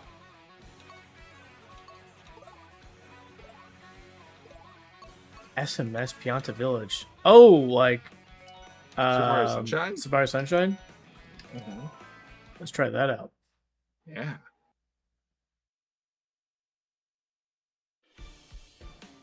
Oh, wow, okay. Oh. It's cool they make courses out of all these maps, too. Yeah. Rosalina! Yeah, for now, just being a certain way. So I haven't started working out. Okay, for sure. All I've learned tonight so far is that, oh crap, I'm going the wrong way. Is that I am not nearly as good as this game. But you know what? I didn't play the Wii Mario Kart much at all. I don't even remember having it, to be honest. Ooh. But there's no excuse. I'm just, it's Mario Kart. I should be able to play. But I'm bad. This, playing the modded courses, in my opinion, are harder than the actual courses. There's just something about the layout that the devs did where, like, I'm guessing that probably has something to do why it makes it a lot more easier to play. Yeah, the way that everything is structured almost seems like immature dev experience almost. Like how the turns are and how things are. It's like... Yeah, because these levels weren't made for racing, so... Right. Although, it looks like they did make some changes that obviously make it, because this isn't what it looks like when you play Mario Sunshine, but... You mean to tell me there's not a finishing line on this level? Oh, well... And these boost pads? If you get the right flood upgrade. Yeah. Dude, the Professor Egad lore is so interesting to me. He's the first neutral character in the Mario universe. neutral, like on no one's side? Yes, because he makes. Okay, so he makes you know, the vacuum for Luigi. What's it called again? The Poltergust. Or Poltergust something. 3000, whatever it is, right? Okay, so he makes Flood, but he also makes Bowser Jr.'s the paintbrush in this game. It has the Professor EGAD logo on it. Yeah, So, like, you're right. So like he's supplying weapons to both sides of the war. Jeez, I didn't even think about that. He's like, here you go.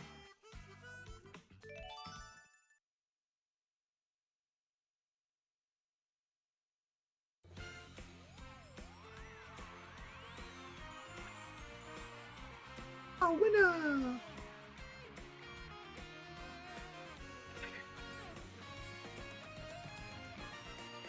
Jamie, I've never met someone that actually likes to play as Mario before.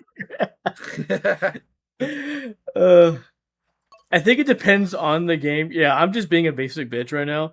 I usually prefer like okay, so in Mario Kart Wii, not Wii, in Deluxe, or sorry, 8. So both Deluxe and the Wii version. We were I was one of the Bowser kids with the rainbow mohawk. What am I forgetting his name? Oh, Lemmy. Lemmy. I was Lemmy because he was a lightweight. And then I'm gonna be Baby Mario to piss everybody off. Baby Mario. And so I was Lemmy there.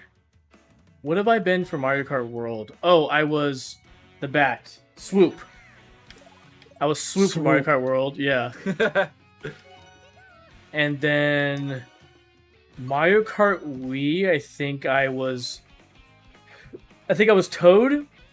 And then at some point my Mii character. Oh, they have Bianco Hills from Mario Sunshine. Let's go. Oh wait, I saw Wind Waker, Zelda. Let's see. Oh, you passed it. To the right?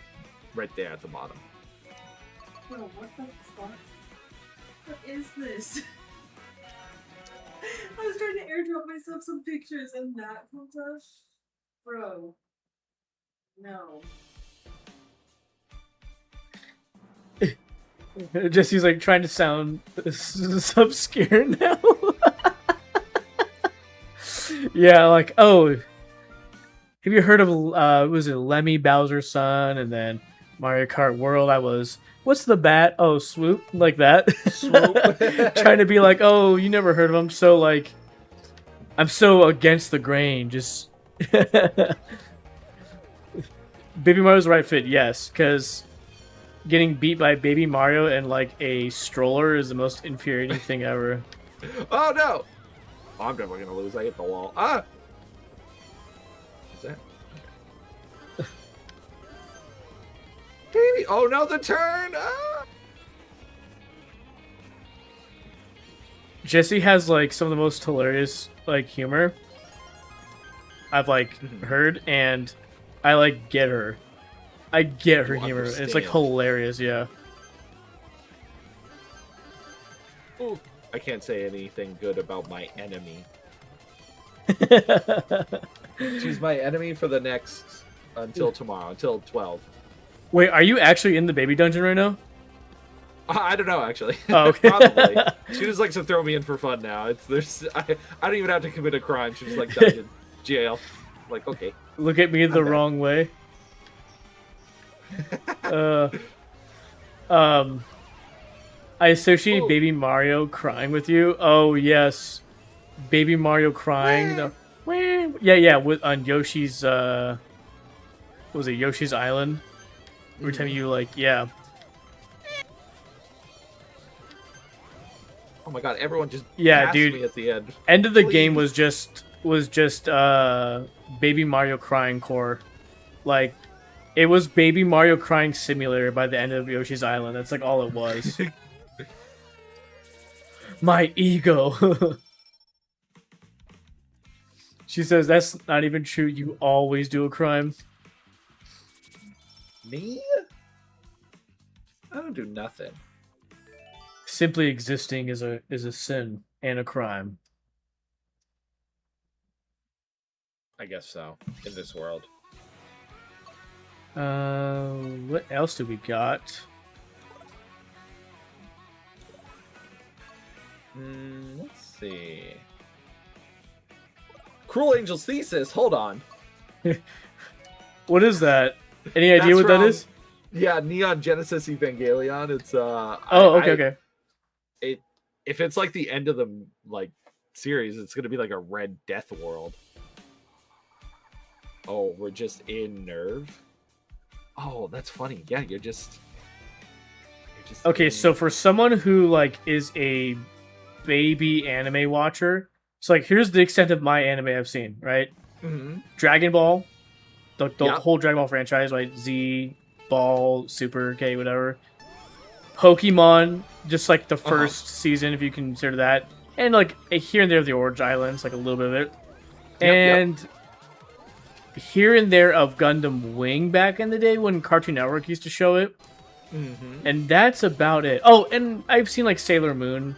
I guess okay. So what I mean is, I guess like what to get into, yeah, because I mean like I've seen a bunch of stuff here and there, but I mean like what's the next thing to watch? If you're starting somebody out that's coming from like a very casual, just non-anime like experience. The biggest question is how long do you want to spend on an anime? Because there's a lot of anime that are 1 to 2 seasons that are just like the story's told in that season and you're good. There are other ones that are 10 plus seasons. So if there's like something you want to stick with for a while and like learn to love the characters and get to the world, you have that option. So it depends. Because there's so much out there. I will take either or. Naruto I find to be a pretty accessible anime, and because it's such a wide cast, there's so many characters to love. Naruto and Shippuden, it's long. It's you're looking at like 1,000+ episodes, so it's pretty big now. Sorry, Jesse's making me laugh with her comments. One second. Jesse says, now you're so hipster that anime is too cool for you.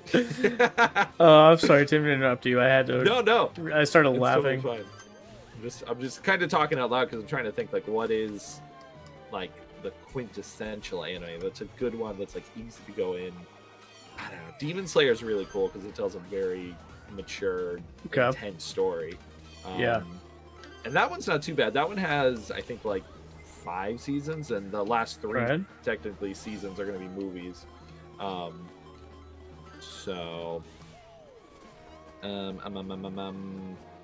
Yeah, Demon Slayer's good. Naruto's really good. If you're looking for more like romance, I think what's a really good romance? You could do movies too. Movies are way more accessible, so you could go through like, the Ghibli films. The Studio Ghibli films, so that's like I've never seen any of them. Yeah. So that's a great place to start actually, because those are so varied, and you got some like wholesome ones that are great with kids, like Kiki's Delivery Service and Totoro. And then you got the mature ones like Princess Mononoke,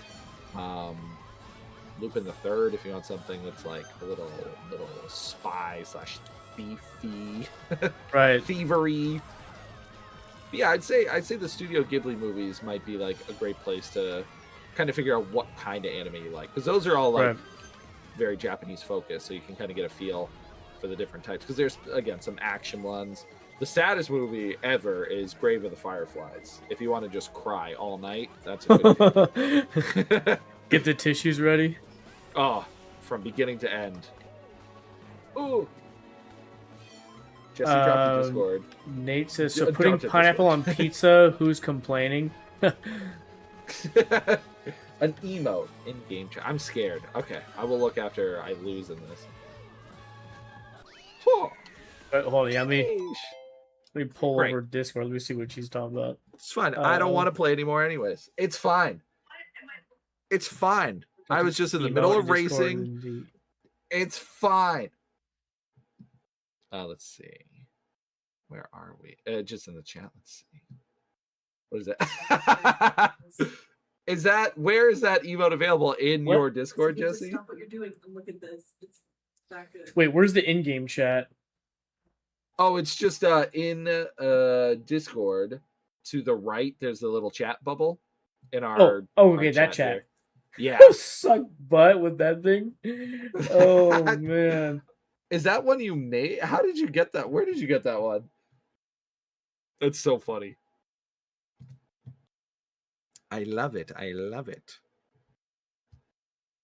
Because is that one I'm allowed to use?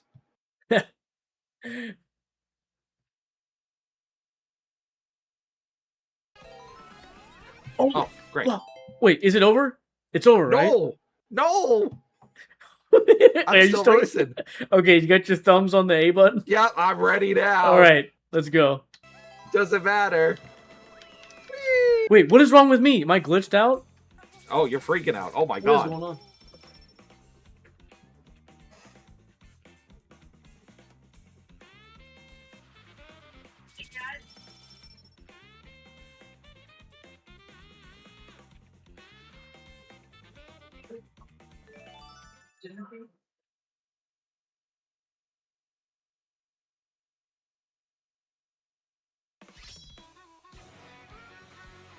What in the world?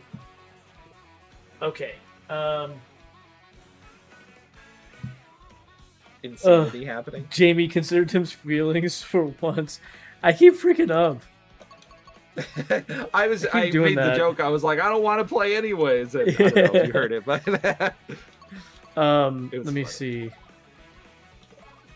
Yeah, I'll let you pick the next one. I've been picking so many.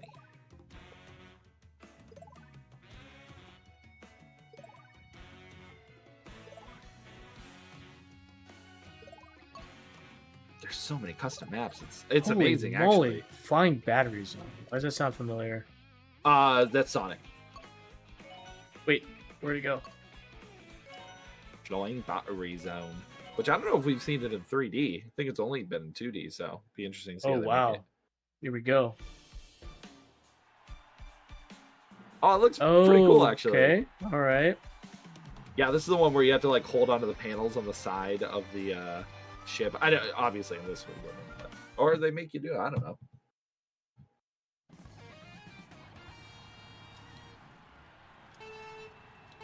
Two, one, go! I jump. Oh my god, I was looking at the bottom screen for a second. What am I doing, dude?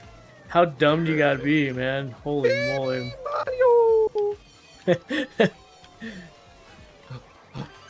feel like I'm in war. This is fun because it's like watching my friend's couch go up, but it's not. It is fun to play this way. Yeah, it is. It's fun. Parsec works really good. You know, I feel like I've had minimal, if any, issues. I have not noticed anything. I actually use it for other stuff too. Like, so I'm at work on my laptop. I'll remote connect over Parsec to like edit videos on the computer while I'm away. Oh, I didn't even think about that. Yeah, that you can connect to yourself on a different computer. Yeah, or even like while I'm at work, like I'll play around if I'm trying to like troubleshoot stuff in OBS or like play around with like new things. Like I don't have to wait until I get home to do it. I can just like play with it at work. Yeah. Yeah, I always wonder from my end, because a lot of times I'm the one who hosts, so I don't ever see like any latency or anything. Like, yeah. And when I play with other people, usually I don't hear much of a problem. Every once in a while it happens, but yeah, just from my end playing right now, I have not had any issues. And maybe that's just our two connections are strong. Sure, yeah. With other people, the connections aren't like as strong. But yeah, I'm very impressed from the other end that it runs. Like I feel like I'm just playing on my hardware, you know? Yeah, that's good. Because I'd like to play this with Mario Party, but I always assumed there'd be really bad latency. Yeah. So I never tried because I was like, oh, everyone's gonna be screwed in the minigames. Dude, that would be so fun to play Parsec like that. Yeah, people do it a lot. It's Chaos, the god of destruction.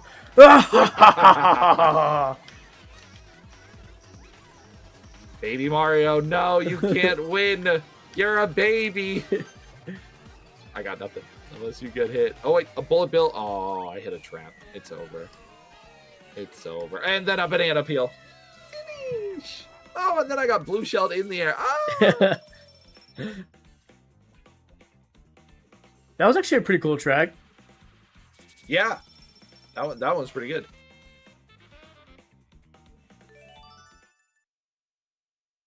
years from now when they have all like Nintendo doesn't come after people, Mario Kart 8 mods with those like imagine with those graphics doing all these cool things. Mm-hmm. Oh, DK Building and Daisy Village. What? Okay, those look kind of cool, interesting. Absolute Cinema Steve's Crash Course.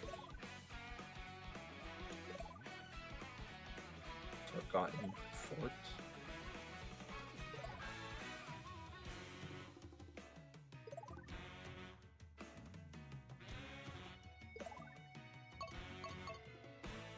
Another F-Zero.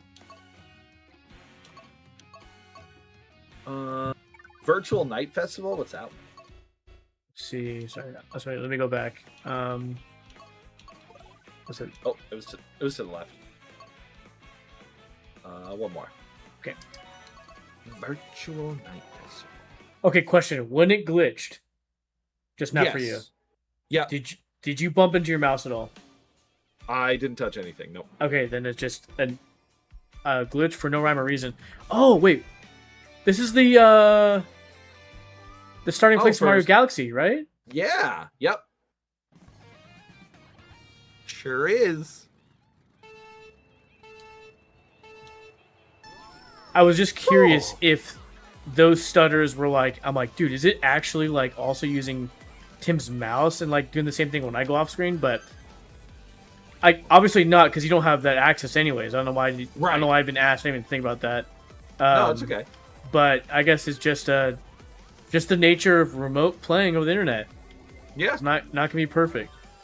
Yeah, and even though those don't bother me. If I couldn't control my character and it just completely froze, I'd be like, okay. But right. I mean, glitches. I expect that. What is happening here? Okay. Yeah, just the fact it's working is I'm like stoked about. So. Are you playing wireless or wired with the controller? Wired.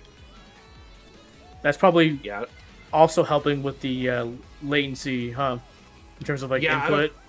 I don't trust wireless on PC anyways. It gets disconnected way too often. Oh yeah, I have to use the 8-bit DOE adapters for everything. If I try to do Bluetooth, it just doesn't work. And you know what's wild is like it's a known thing. Like I've actually was watching this tech TikTok talking about like why is Bluetooth terrible, and I'm like, oh, okay, so I'm like already thinking like this is a well-known thing, not just Jamie's experience. Okay, good. Yeah, it just has to do with the technology and Windows, because usually Bluetooth works great on other stuff, but like I guess it's with Windows specifically is what the person was explaining. It's terrible. Works on consoles great, PlayStation, like all those OSs, like it just Windows for whatever reason, and even Apple, it works great on that. It's just like for some reason Windows and Bluetooth just don't work together. Yeah, so, I've done wired for so long because I had so much trouble with emulators because a lot of them wouldn't detect the controller either, and I'm like, why? That's so annoying. Mm-hmm.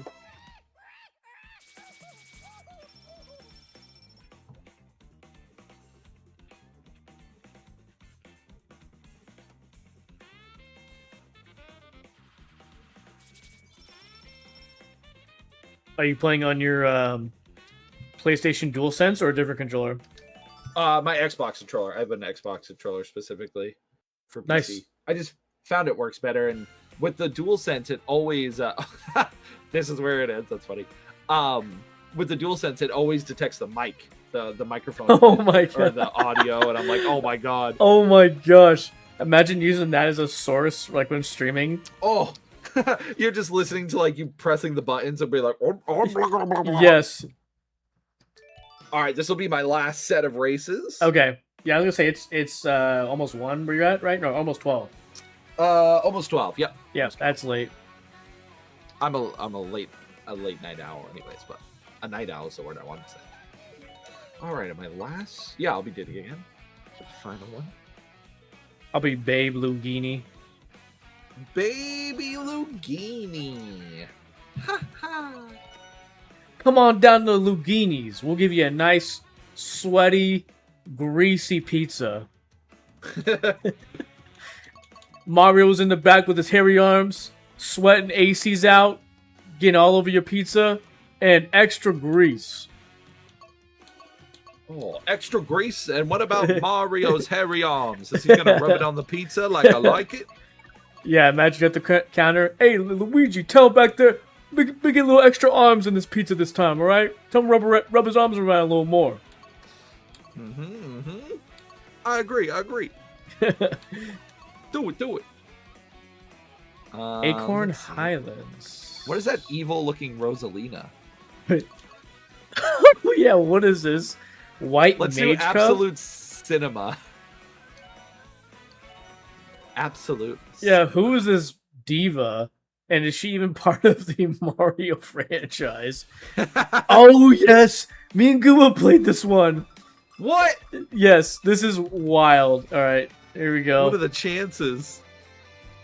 You know what's funny? Absolutely. What are the chances? There's so many dang courses.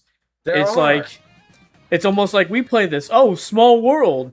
Because the chances of you actually playing is very little. Yeah. Oh, this is cool. What was that? Was that a tumbleweed who just got hit? I don't know. Oh, I got mushrooms. Yeah, this reminds me of the Boo Cinema from yeah. Mario Kart World. I do think that level's cool. That map. Yes. Finn. I wonder if this is inspired by just cinema in general, just like it's all different sets. I guess so.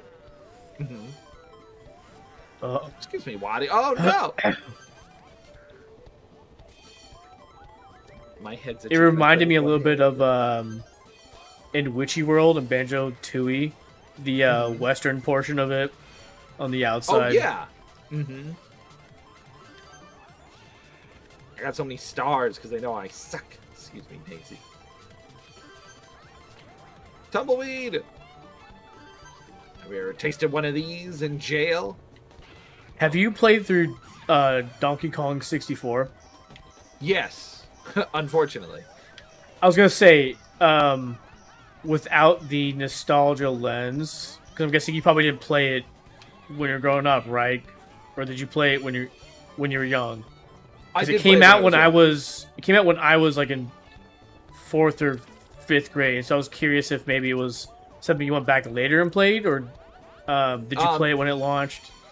I played it when I was a kid. I don't know what year it launched, but I also my N64 I believe was a hand-me-down from my brother. Right, so then you were there. Yeah, a family console, so it was just we had it.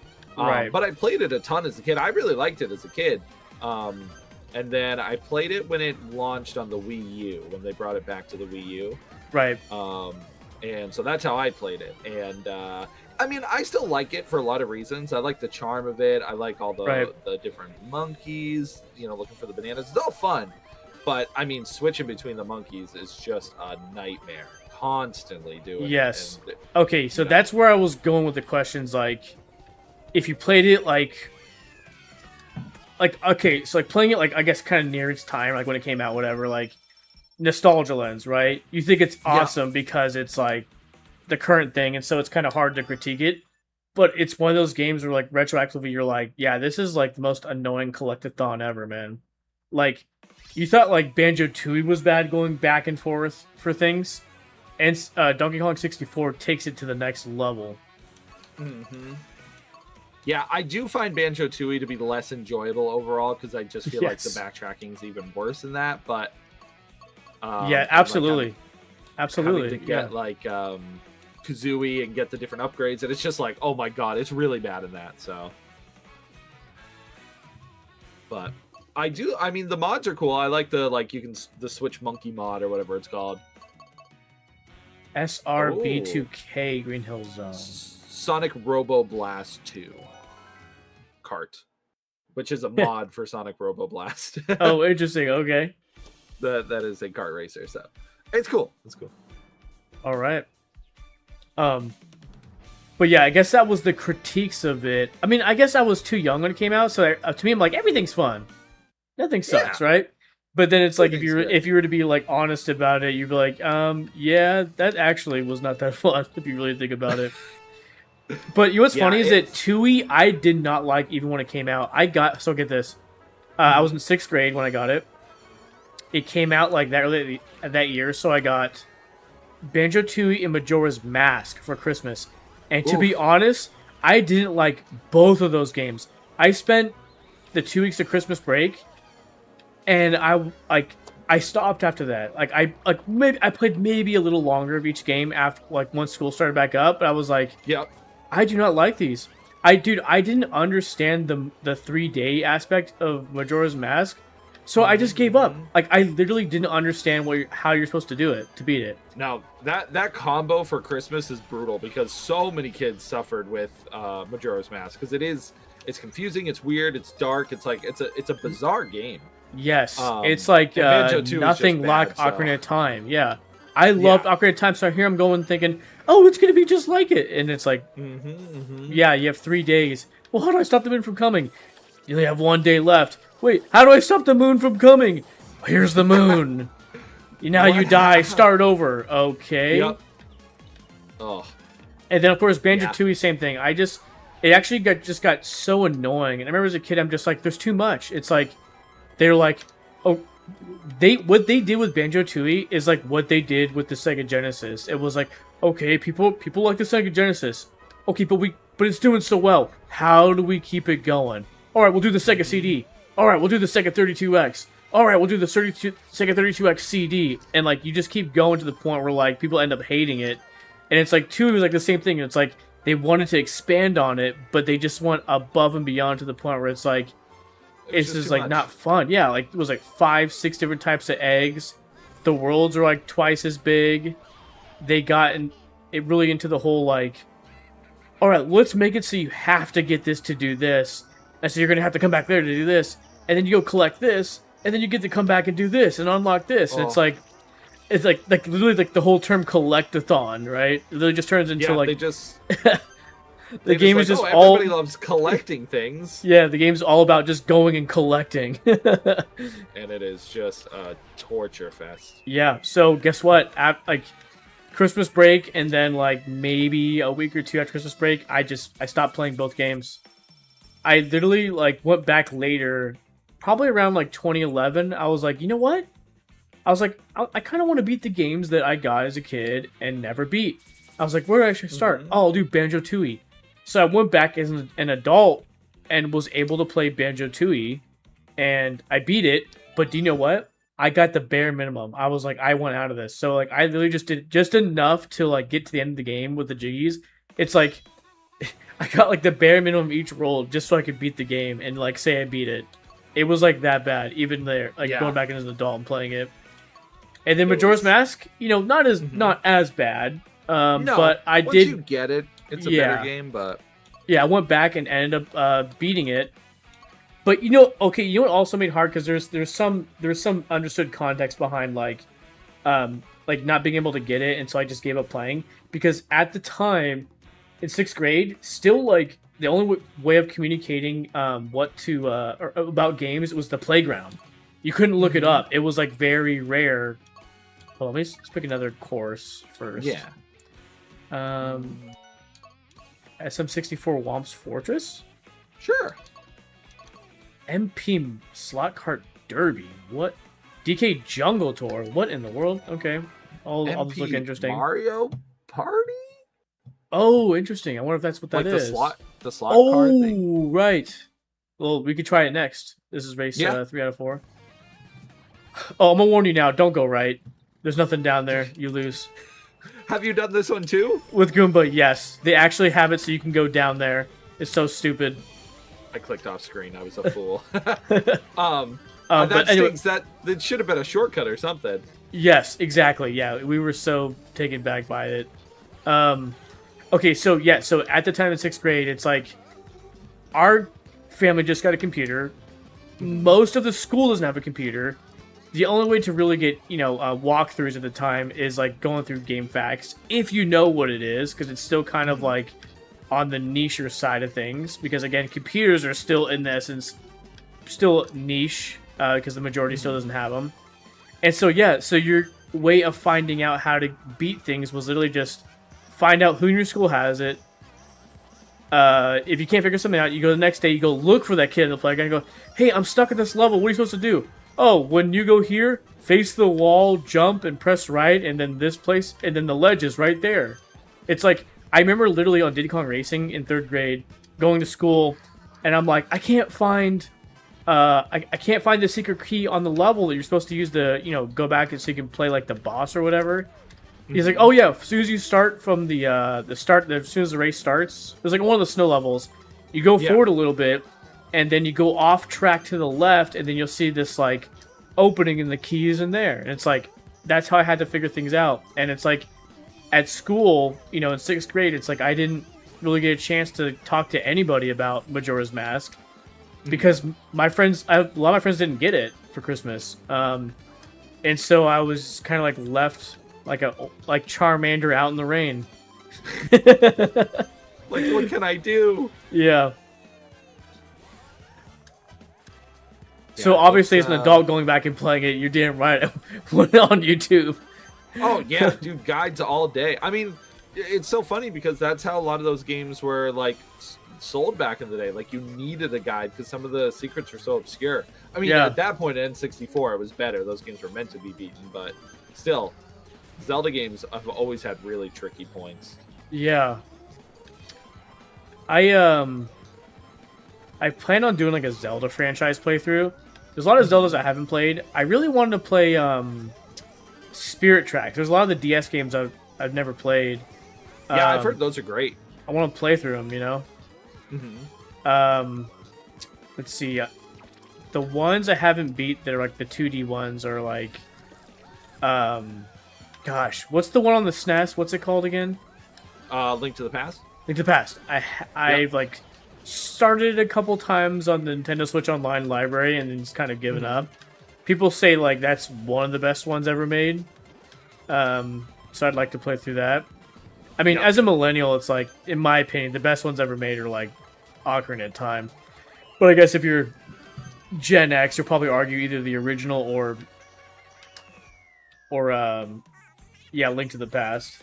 Yeah, Link to the Past is really good. I did it on stream when I first started streaming. It was like one of the first games I streamed, and I didn't play it before that. It's cool. Good. It was a really good time. It was some of my favorite Zeldas though, like I love Wind Waker. That's one of my favorites. I love Link's Awakening. I think that one's really good. There's so many good ones out there. So many. You know what's really sad about Wind Waker is I got it at launch. I even got it with like, it came bundled with like Master Quest on the GameCube. Mm-hmm. Oh, and nice. I've never beaten Wind Waker. I've like played it a handful of times where I've gotten so far and I've like given up, and like it's a shame. I need to go back and like play it. I've got like as far as like the 3 pearls you get like in the beginning, and then like that's it. Gave up. Yeah, so, what's funny about that is like you get the 3 pearls and you're like, oh, I must be like getting close to the end or whatever. And it's like, no, that's like tutorial. Like you just now the game opens. That's like the three gems or whatever, like in Ocarina of Time, right? It's like Yep. Do you know I actually had that experience with Ocarina of Time? I didn't know that there was an adult part of the game. I literally thought the game ended after beating Zora's Domain, like taking it to like the Temple of Time. So like, when you turn adult, I was like, whoa, what's going on? And then, now you gotta beat all the temples. So cool to experience, though. Yeah, and it's so weird because like I feel like something like that wouldn't happen now because I feel like everybody's always talking about games at launch and you see stuff. There's no secrets. It's like so it was like finding it out by myself was just like very plausible thing to do because again like nobody's talking about it, and at school it all depends on who owns the game and who doesn't. And again, and then outside of school, special for gaming. Yeah, the analog generation. Like nothing was spoiled. If you got like the magazines, you'd see some like clips and stuff from the game, like some pictures and it's just like nowadays. I mean, and we have the choice to try to avoid things online, but no one can help themselves online. Yeah, you make a post the same day. Nobody say shit. I haven't seen it yet. No spoilers. Do not say anything. Mm-hmm. Yep, it is. It is unfortunate because the surprises, even with like, the Mario Galaxy movie, Nintendo specifically spoiled Fox. And I'm like, dude, that would have been so cool to see without knowing. Yes. But I talked about it on my stream. It was, must have been for a marketing push and to like get ahead of it and to make money because they probably posted all about it and got paid from Twitter and TikTok to like make these videos because you get paid to make them. So, absolutely, bonus money. But, that's the world we live in. Yeah.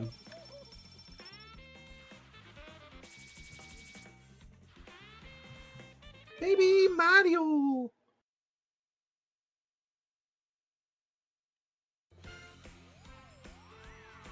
Are they gonna be under the ground this time? I was confused why some of those, like, when you beat it, it's like, oh yeah, just like underneath the world. Yeah. What is that? Oh, sick. Good job. Hey, bro. I won. I finally won. Nice. Yo, that was fun though. Thanks for the invite. Yeah, and then so I guess to the Revolution channel, I guess. Mm-hmm. So I guess you can.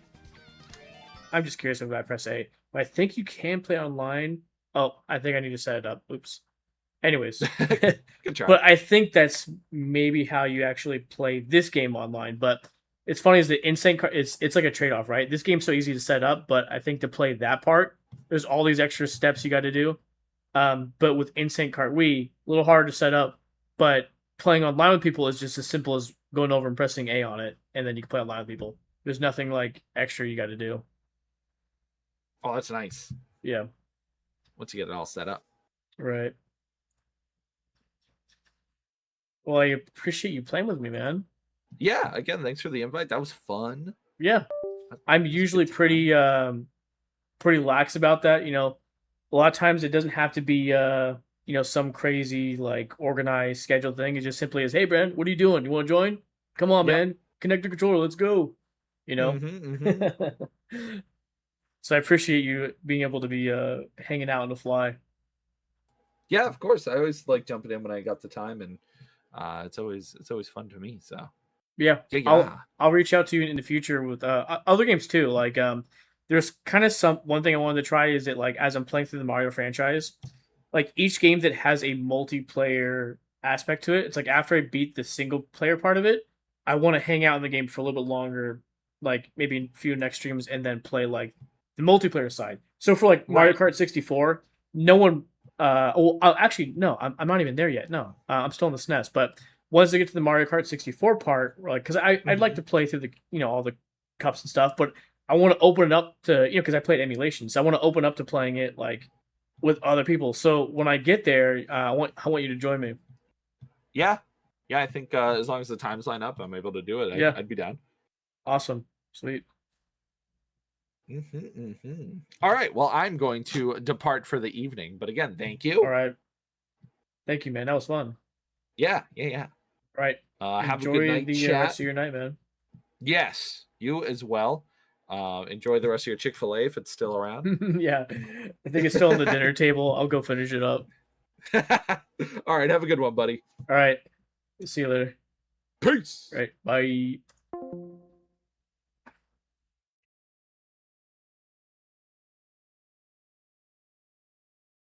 Jesse, what are you doing? Are you walking right now? Are you gonna go? Are you gonna exercise, or is it too late to exercise?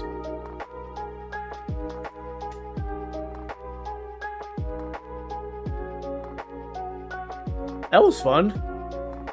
That's what I'm talking about, guys. That's the kind of hangout sessions I want. That's how I want it to be.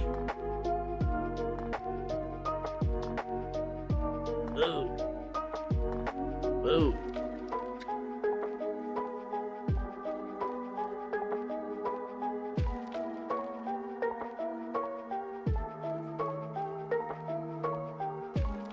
But see, guys, it's as fun as that. It's as fun and as easy as that. Did that make sense? Hold on. See, guys, it's as easy as that. Period. And it's fun. There we go. How about that? In reference to playing with me, on stream through Parsec. All you got to do on your end, guys, look at, you get a controller, compatible one, whether it be Xbox or anything that a Windows computer detects, right? Oh, and you can, I'm sorry, you don't even need Windows. You can connect on a MacBook, a Mac computer, a laptop, whatever it is. Yeah, it works on Mac. Parsec is both Mac and PC. So all you need is literally just this app. Okay, just this app. You create an account.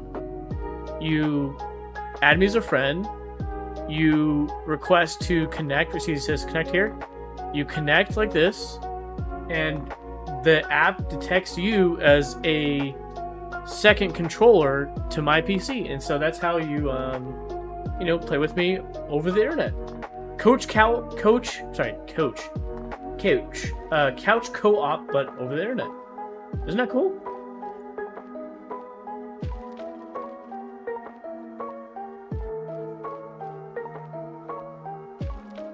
Let's see here. What does Nate got up right now? State's Fair Plan insurance rates are increasing as much as 200%, while billboard lawyers take huge cuts of victim settlements. Demand action at wildfire. Please end the ad. Woo. Okay, what do we got here? Diddy Kong Racing tracks in Mario Kart 8 Deluxe. Oh, is this the guy that makes tracks but never releases them to the public, I think?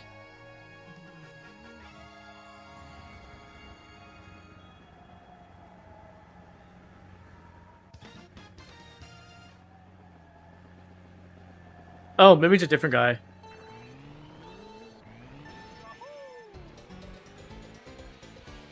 Oh. Cool.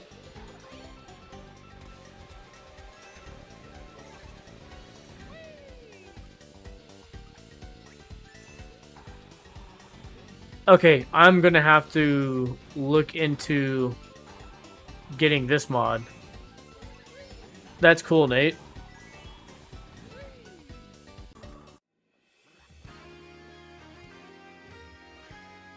3DS, DK Jungle.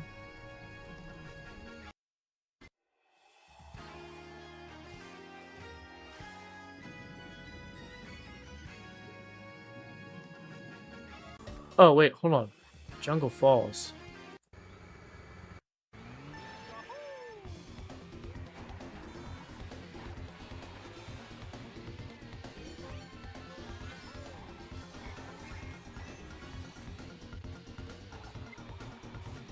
Oh, yeah, Jungle Falls. Sorry. Yeah. Boulder Canyon.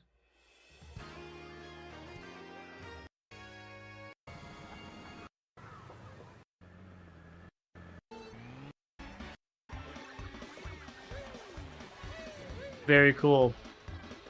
Thank you for sharing this one, Nate. That's cool. I gotta look into that. But anyways, I think I am going to end the stream here. It's about 9 p.m. my time. We've been streaming for 4 hours. About 4 hours, 14 minutes. I usually start streaming later. Like I usually start at 7, usually go from 7 to 10 West Coast. But I kind of might want to try this newer schedule. What do you guys think, chat? I mean, is this a... No, I actually would probably stream another hour if it wasn't Thursday because I need to go to work tomorrow and I think I want to go on a walk. But anyways, again, if it was like Saturday, I'd probably just keep going all the way to 10 p.m.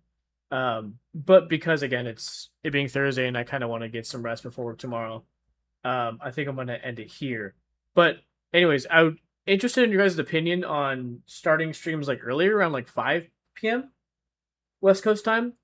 And I'm thinking about it only because it seems like it helps better facilitate people who are on the Midwest, East Coast, or whatever. Like, it's easier for them to come in and join the stream because, you know, again, when I go live at 7 p.m., it's like everybody's like getting ready for bed.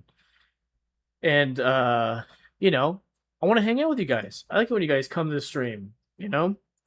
So, with that being said, I kind of want to start streaming earlier so that we can all hang out. Because again, you guys are my friends and it's fun hanging out. And when you're in bed, we can't hang out. Unless I can start texting you guys like, hey, wake up, come to the stream. But anyways, yeah, that was fun. You know? Yeah, it was fun seeing all you guys. Jesse, absolutely always awesome when you're here. Nate. We had so many people come by. Ian, Sinister, thank you for hanging out and for the follow. Appreciate that. And Tim came in with the big raid. Jim came by. Purple. Mike. Who else came by? Oh, yeah, we got Cheesy, Bumble. D. Sadie came by. That's right, the real mule. So many people. I hope I'm not forgetting anybody. I try my best to thank everybody. Oh, of course, Mason, Tout Nuog. But yes. I appreciate you guys all being here. Seriously. Let's see.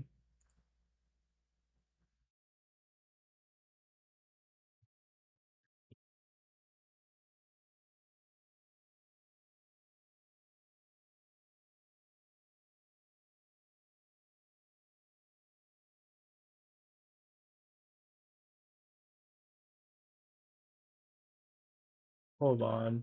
I'm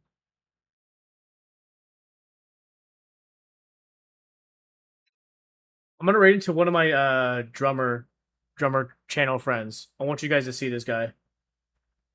He's like an insanely good drummer, so I want you guys to check it out. Oh, what the frick? Hold on.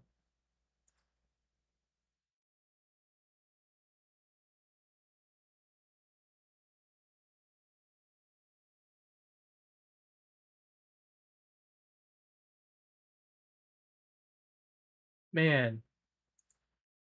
I don't know what happened. It says unable to raid this drummer. Let me try again.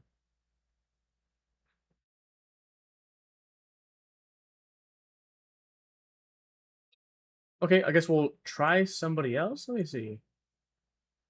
What about... Oh! Hold on. Harley plays. Okay, do you guys remember the YouTube you guys remember YouTube Epic Mealtime? You guys know Epic Mealtime? Epic Mealtime, dude, the Canadian ultimate food channel from like the early 2010s. Epic Mealtime. Do you guys remember them? Okay, the main dude from Epic Mealtime, he streams on Twitch. Variety streamer. I wanna rate into him. Let's see. Let's go. Yo, if you're millennial, y'all gotta remember Epic Mealtime.